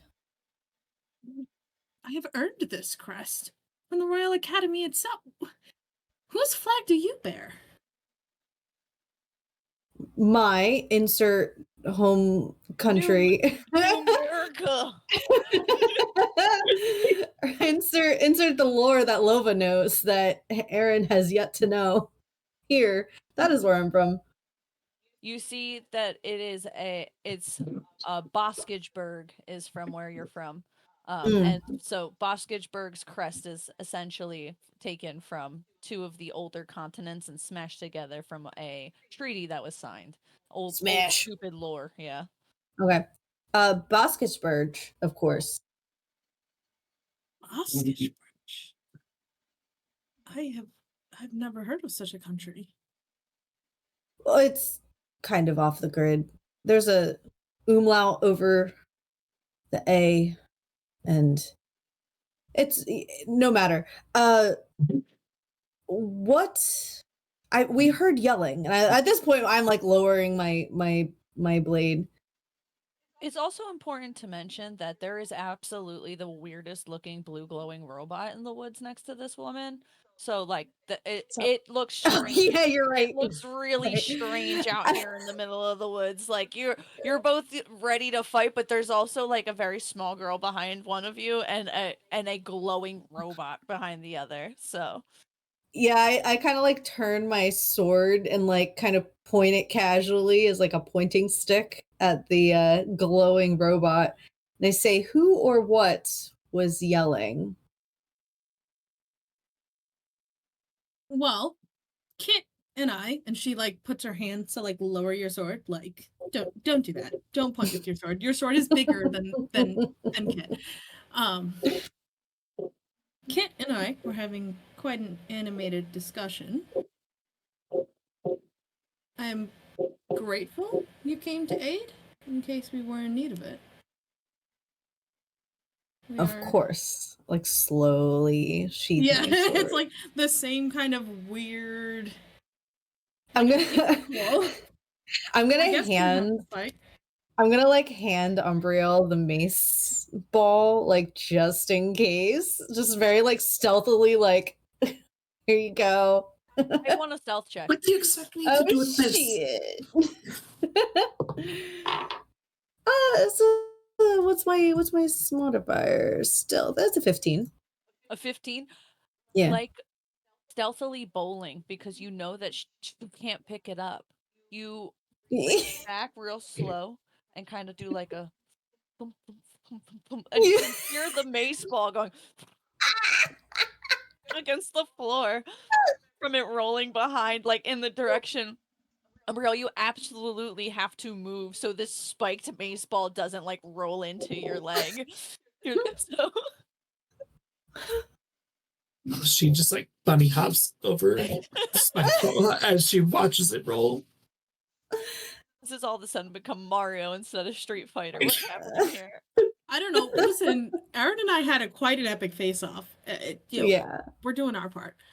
It is at this point, you also, Kit, realize that in the back of your mind you have, again, playing like that same recording over and over, all of Azaral's teachings. You're supposed to help the souls if they get lost on their way. Make sure that they get where they're supposed to go. Where are they supposed to go? Do I know? Yeah, you know that they are supposed to find their ways from the woods back into the carnival. If they so choose to not participate in the carnival, they're either executed or dropped back into the woods to re-find their way. Hmm. This is Essentially having to relive all of their sad memories a secondary time. This is a complicated feeling for Kit. I think she'll just keep quiet for now. Just see. Okay.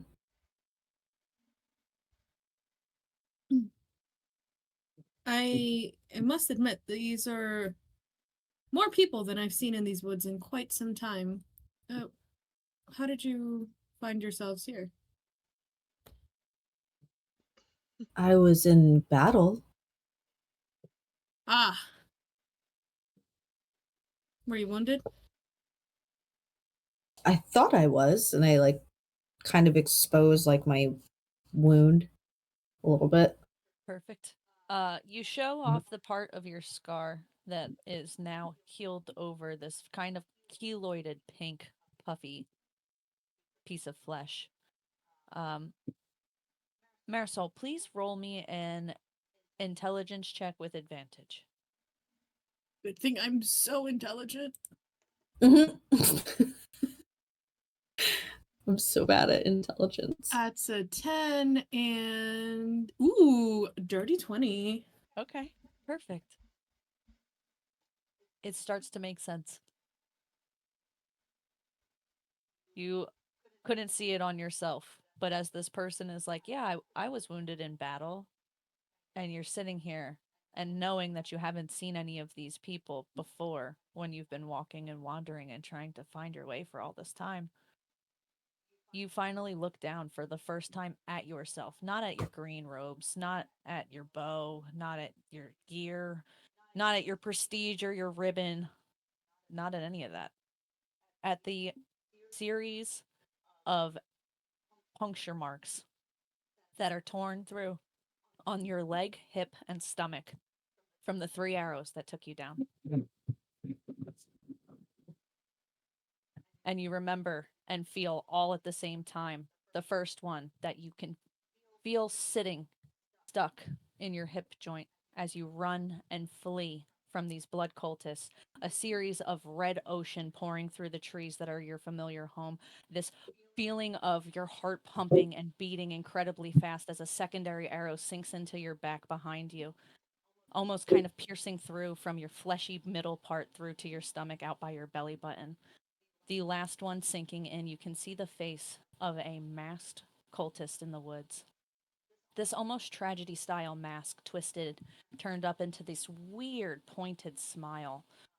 The eyes of the mask are smushed down into these kind of open portals of like red glowing behind them. And there's this porcelain mask. They are adorned in dark black robes with a red sash around their center.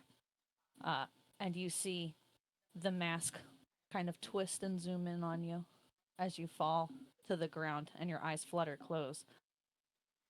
You shake off the memory and you are aware that you too are here for a reason, that you were injured too, potentially mortally.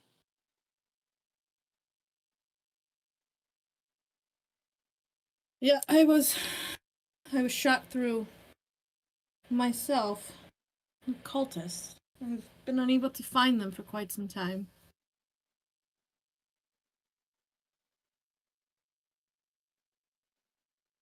Is it just us four right now?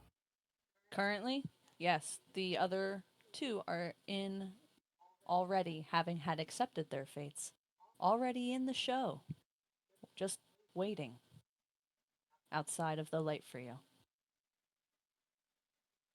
Where's the music box sound coming from at this point? You can see as well, roll a perception check.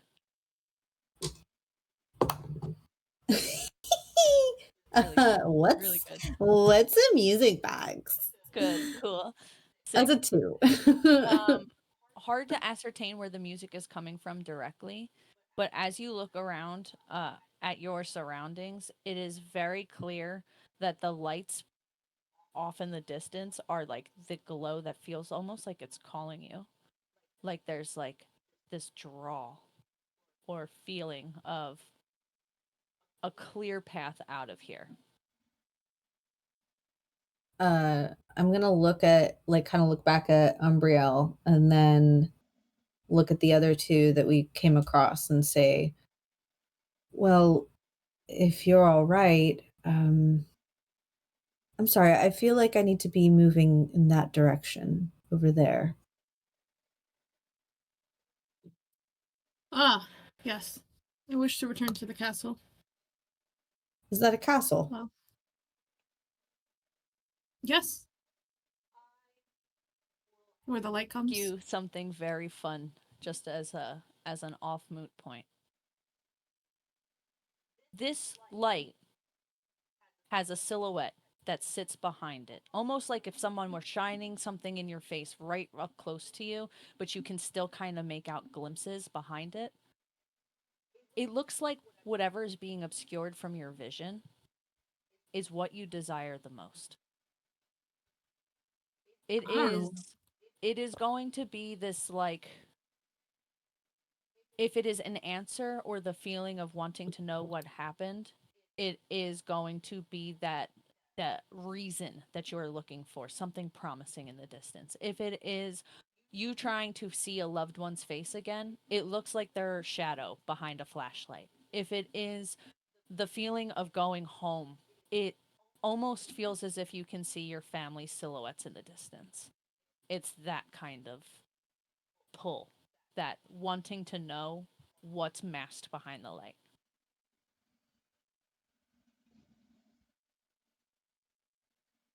Everybody sees that, but like their own thing. With their own version of it, yeah. So she says it's a castle because that's what she associates that piece. Oh. Mm. Oh, I see. What do you see? Yeah. You So see, as you look at it for what it really is, behind all of the illusion, behind all of the ominous and creepy shadows in the woods here, you see a crystalline palace made of stained glass. The entirety of it glows from the inside. It is a beacon of light within itself among vast, vast areas of forested darkness. You have stood at the top of the precipice of this castle and stared from, like, essentially what would be like the crow's nest view down at the entirety of this domain. And you have seen from an oracle's tower the entirety of the fairgrounds that lay beneath. To you, it looks like home. It's not scary. It's not horrific. You know that there are elements of fear here. You know that there are elements of control here. And as long as everybody abides by the rules, this is a really happy place for you. But you're angry. And you're scorned. And you don't really know if it's what you want.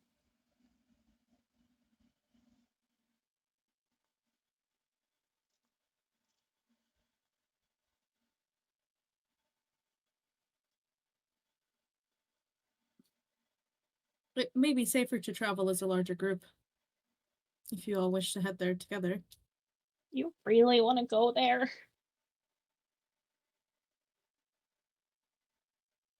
Do you not? Well, no. I'm supposed to help you, but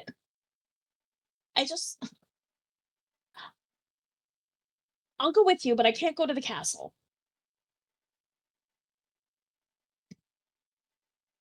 Don't let him see me, okay? What did he wish to hurt you?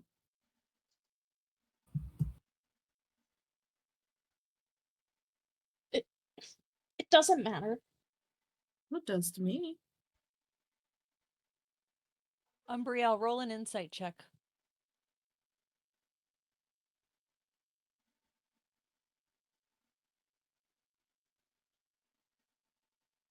You're muted, I think.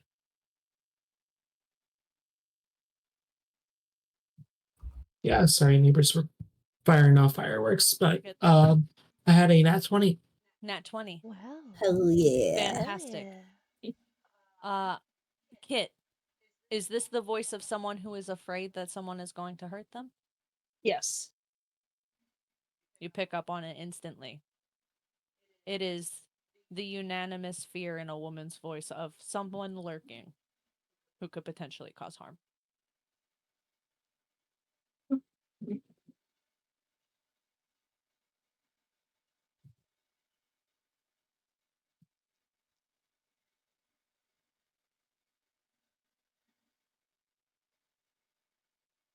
Are we going or not? To where? That's not a castle.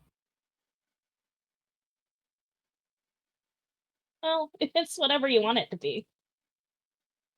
What? Do you want to go? Go What do you mean? go where? Over there, towards the light. To taste. Well, to be honest, not really, but I have no idea where I am. I was in the middle of a war. I have a scar that I don't understand how it's a scar when it was just fresh, not 10 minutes before meeting. I'm sorry, I don't even know your name. And I look at Umbriel. Hi, I'm Umbriel. Lova. And I had a scar that was fresh not 10 minutes before meeting Umbriel. And I'm not seeing a castle the way you are seeing a castle. Umbriel, are you seeing a castle? I don't see a castle. I see something else. Then it is an illusion. My training has always taught me not to follow illusions. But I'm also talking to a robot and a short archer lady and another, well, I guess relative. You could all be, well, you're not, and I look at Kit, you're not short. Anyways, I don't think we should go towards it, but I also don't know where I am. I'll go where the group goes. You might need me anyways. I pull my longsword back out. So Mari starts looking around, very eagle-eyed, and she's like, if it is an illusion, then the source is either close to the illusion or close to us. Be on your guard. Pick And up the you mace look out head, Umbriel. I can't. Just pick it up. Just do it. I'd like to just grab a dagger. Actually, do I still have all the daggers? You have everything that you died with on you. Yeah, so Marisol will just like grab a dagger out of what looks like a hidden pouch, as in you didn't think it was a dagger pouch, and then suddenly dagger, and she's like, you can carry that. A dagger pouch. Umbriel takes I'll it take and the like, mace ooh, back. shiny. Umbriel. Yep. You did not tell me how you disposed of your significant other. But I imagine if it had anything to do with blades, in this moment, you would have had a memory. Okay. Just a flash of their face quickly, briefly, before moving back into your own space.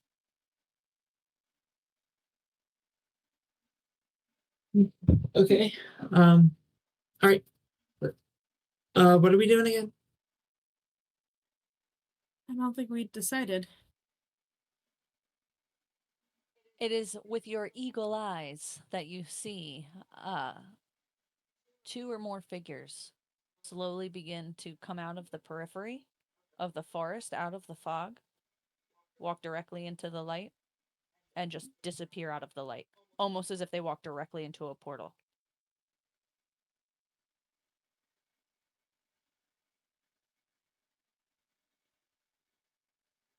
Who sees that? I do. Because your perception's wicked high. Is it? Mm-hmm. Oh, it's 16.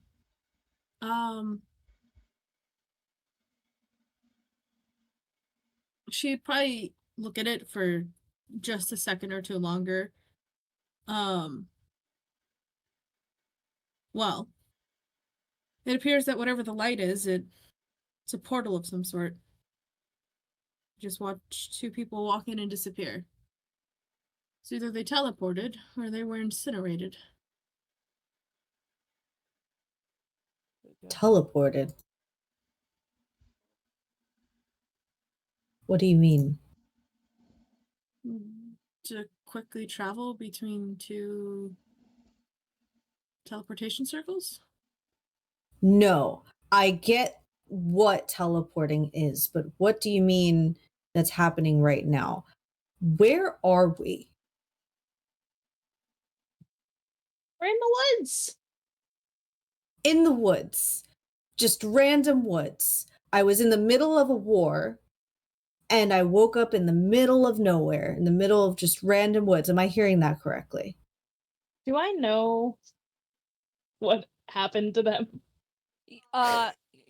So Kit would know that the souls come in, they're lost into it's called the Forgotten Woods. It's where the souls go to forget themselves and remember what happened.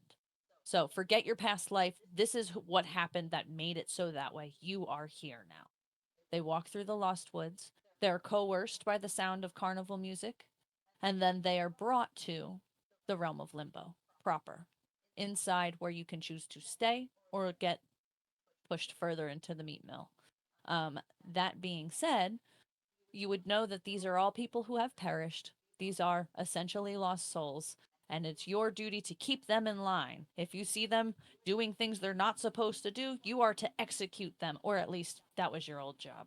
But you don't have to subscribe to that higher power anymore. You don't have to do anything that anyone tells you because you're an independent woman. Hell yeah. But you would know that per the natural process and order of things, and in Azeroth's own voice, for the way that things are supposed to go, it's really important that the souls find where they're supposed to be. If they don't, it could throw off the entire realm. It's okay, you're lost right now, but I'll take you where you need to go. I can't go there.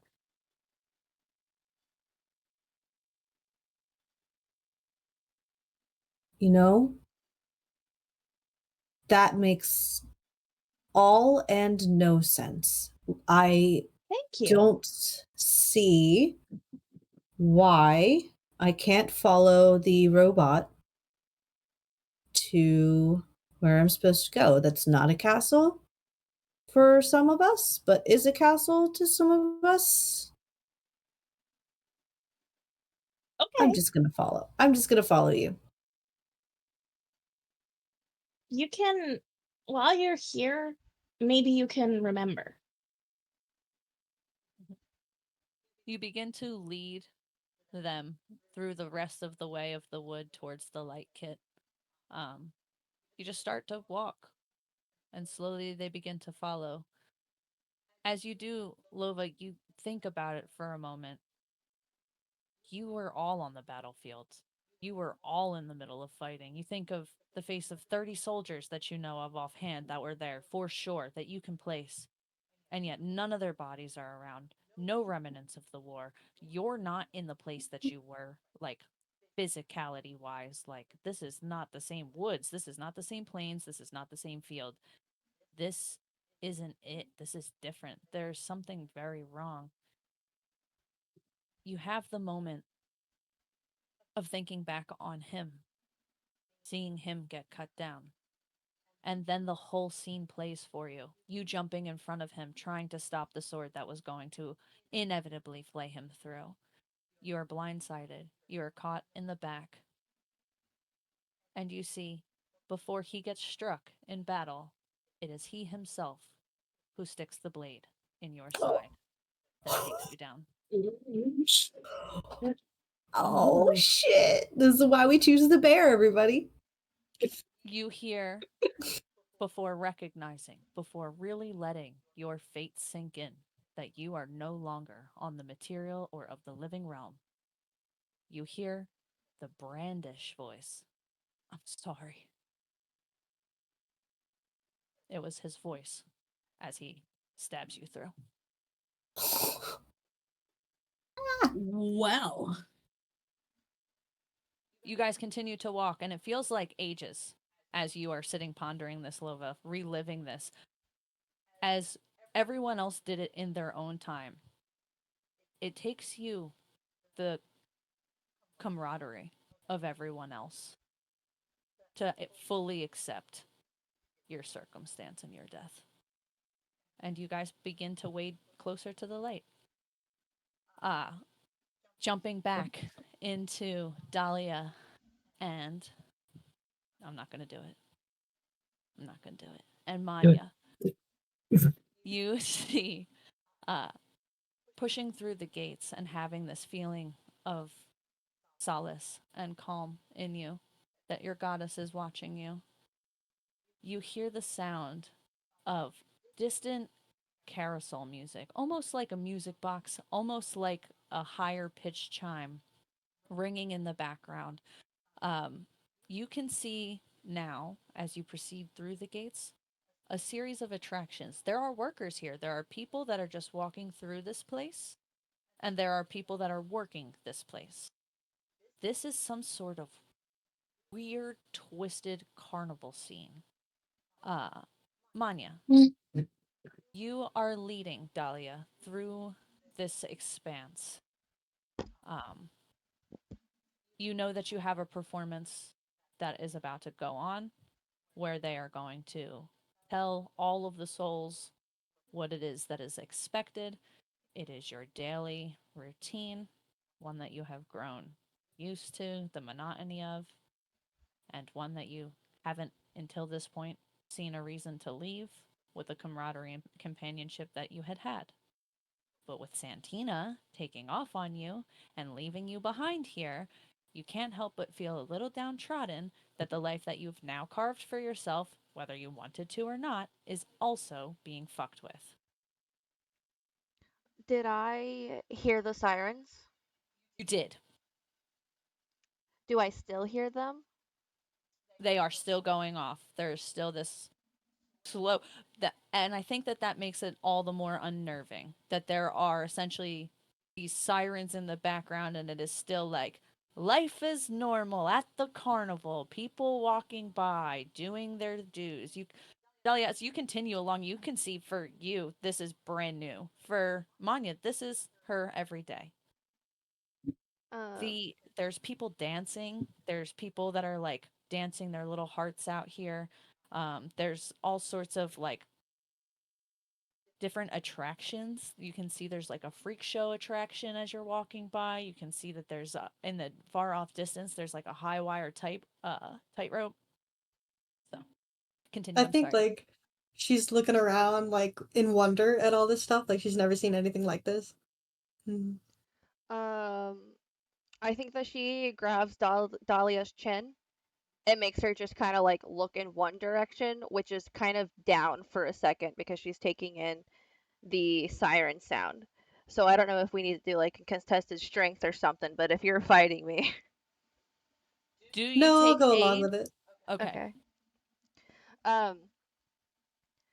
Do I know if there's like any rules since we were kind of chained together? Like, if she got away, am I gonna get in trouble for that? You know they're at least going to come and look at your line. Great. What a dumb bitch. Hmm. Um, I think she's gonna kind of take a second. Um, so I think she kind of like lets go a little bit. So if you wanted to like raise your chin to look again, you can, but she still has like fingers on your chin. Um, she's frustrated, also anxious, and you can't even hear her. So I feel like her mouth is moving and nothing's coming out. Yeah, once she grabs my chin, I wouldn't look around anymore. I would be focused on her. Can I read her expression? Can I do like an insight check? Oh, yeah, definitely. Okay.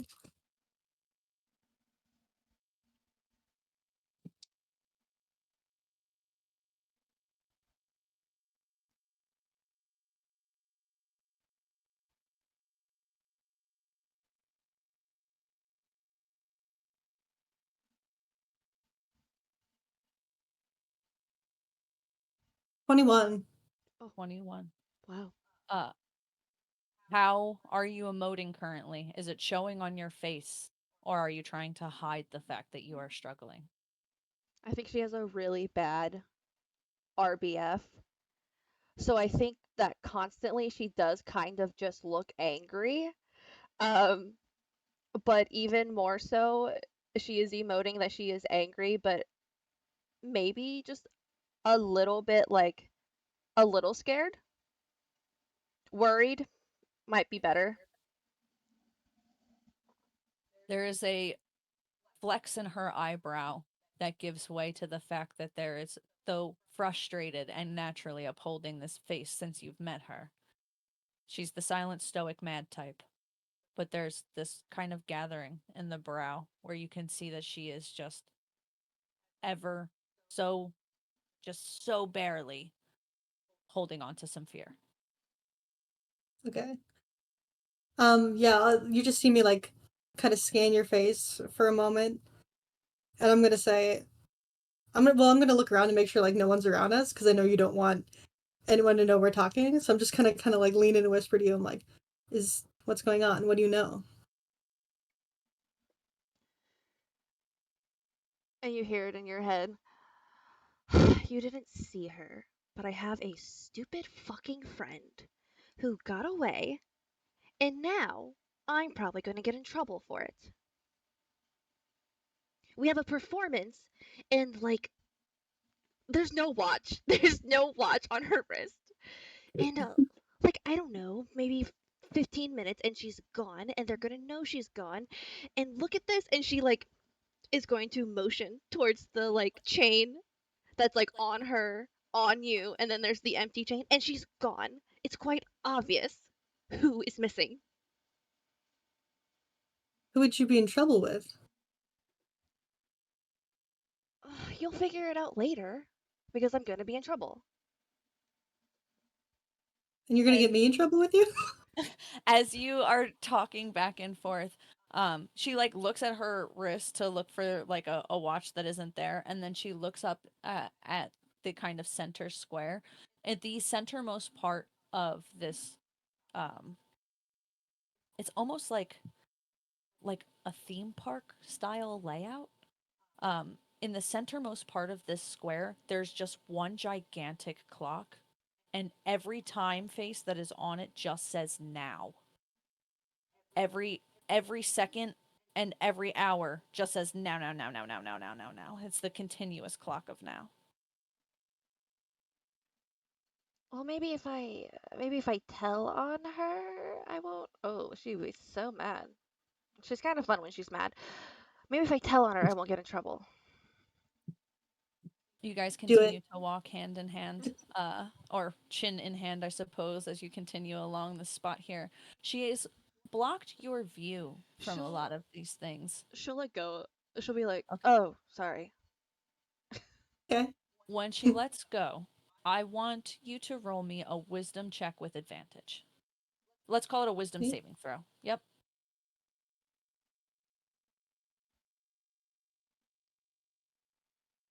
With advantage? It's advantage because you have her helping you.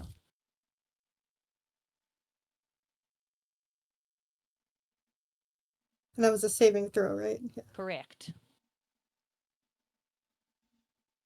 18. As you look around, all of this looks so interesting and fun and vibrant and weird and wild from the circumstance that you were just in. Being led through this just feels like a fucking fever dream. And as you look around, you can see the people who are over there dancing by the stage. They are dancing arm in arm, like willfully and like and almost in like this like maypole style dance around this center table. Um, they are gaunt. Like they haven't stopped dancing. Like you see the exhaustion on their face. Their eyes are sunken in about an inch. You can see their bodies are totally devoid of all fat. Their bodies are worn.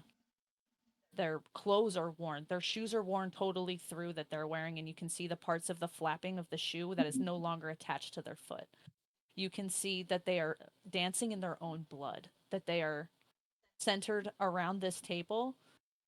In on the centermost part of the table, it just has a bunch of like scratch marks and claw marks of people who are just sitting there who are like drawing and coloring at this table, and there's no paper or anything. It's just their hands just scribbling crazily. As you continue on, you start to recognize that a lot of this is not as happy and jovial as it seems at the first glance. Some of it is, and that's why it's so discerning, because there are people that are just normal dancing alongside of these people who are obviously being punished. There is entertainment abound, people juggling, having a good time. And then you see somebody who is juggling and they have no real skin left on their hands. Like they have been doing this with hot coals for forever. So there is a series, like as you continue on, it's just more and more glaring to you that this is not quite what it seems. She continues to pull you through the backmost part of this gigantic centerpiece tent. This is in its own center section. It's one of the most biggest opening parts of this area. Um, it's adorned with these beautiful trees and this wonderful kind of like string lighting around the top. There's a lot of beautiful violin music from the outside. You can hear that there is a series of different performers warming up inside behind this tent. You can see a warm red glow from the inside that's kind of casting these shadows and silhouettes on the back of the tent side. So before you even enter in, you can see these big fanged beasts that are kind of like triple the size that they probably are, but from the lighting of the inside of the tent, it just blows them up to these huge proportions. Um, roll me, roll me a Constitution check. While she does that, who and where do I report to? Do I know that? I mean, I You do. are you do know you are entering into the backmost part of the stage tent. You know that you are supposed to line up for Verena for everyone to be given their instruments and to essentially be put into like the pit of the performance while she brings out the beasts. Okay.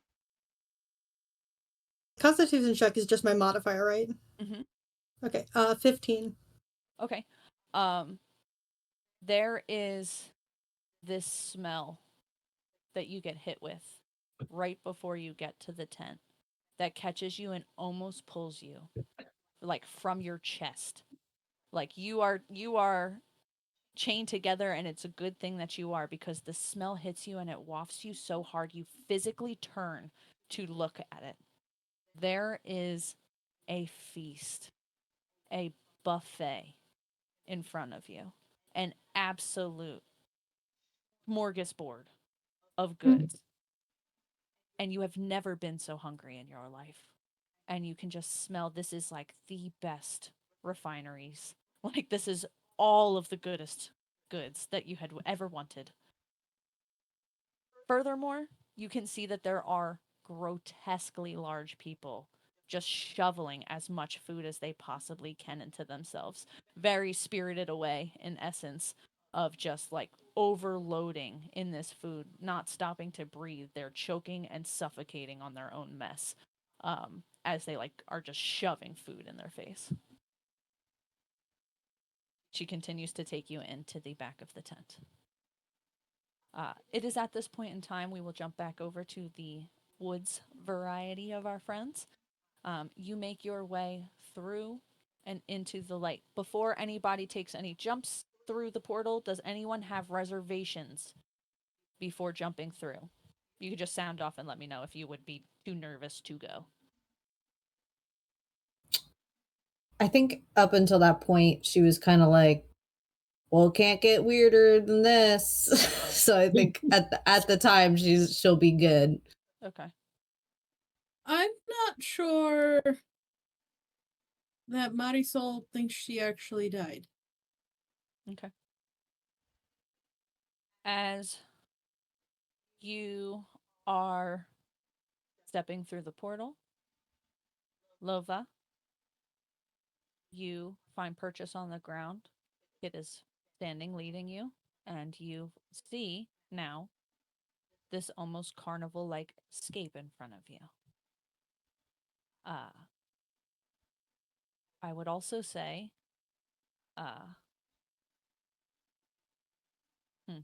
hold on, let me think about how I want to do this for 1 second.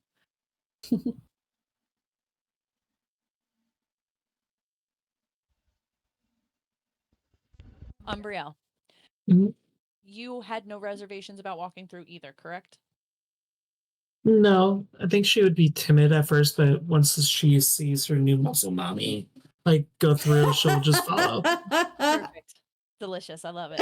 Okay. So you trustingly walk through behind Lova and Kit and find your feet on the same brick.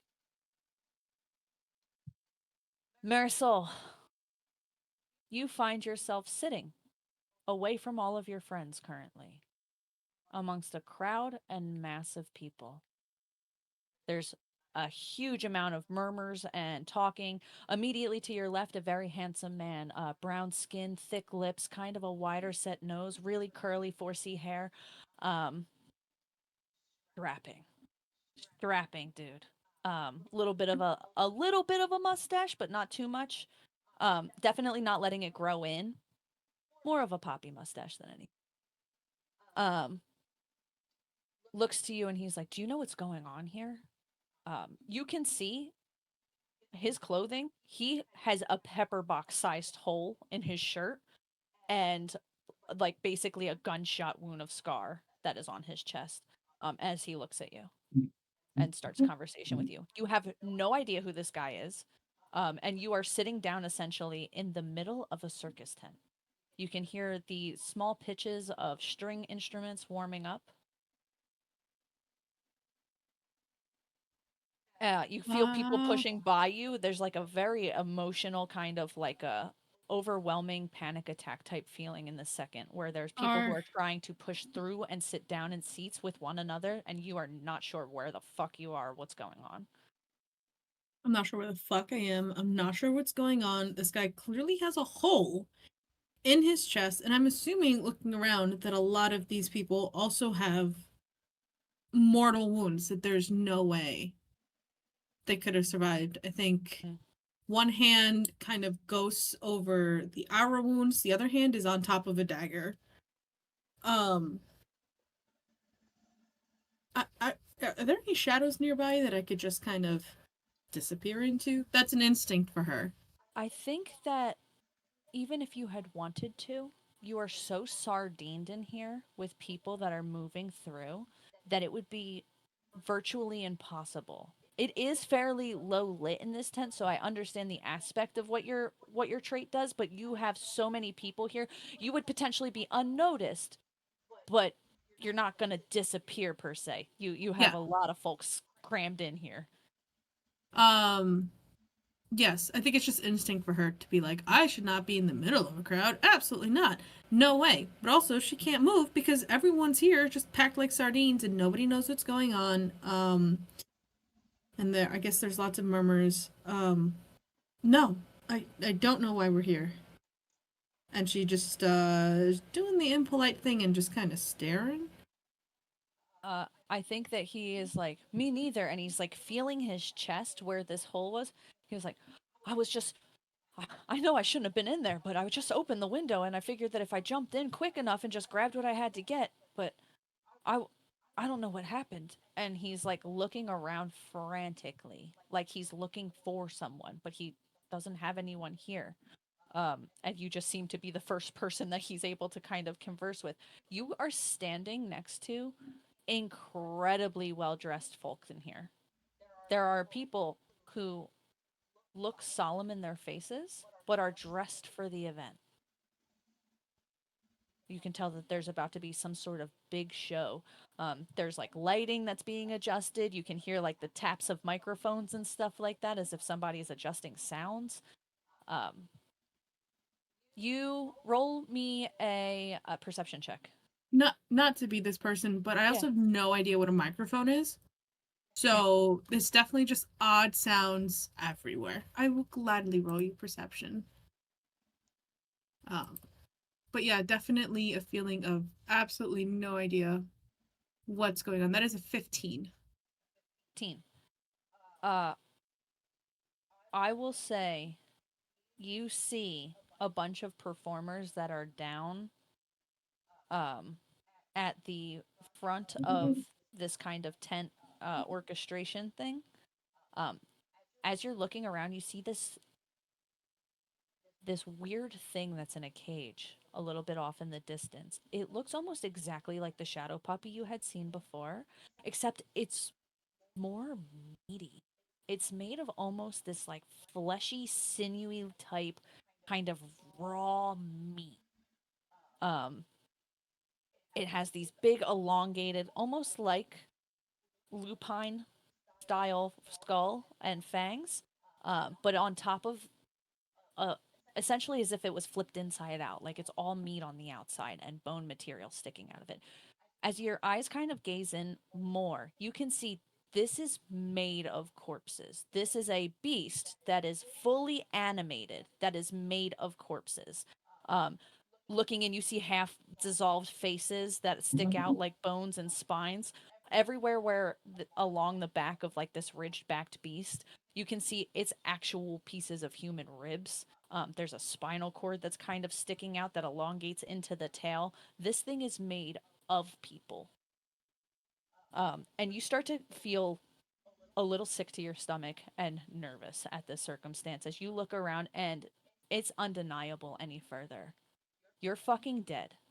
You're dead and you are surrounded by dead people, and the show is about to begin. Welcome to Fate and Fables. We're going to end our show here.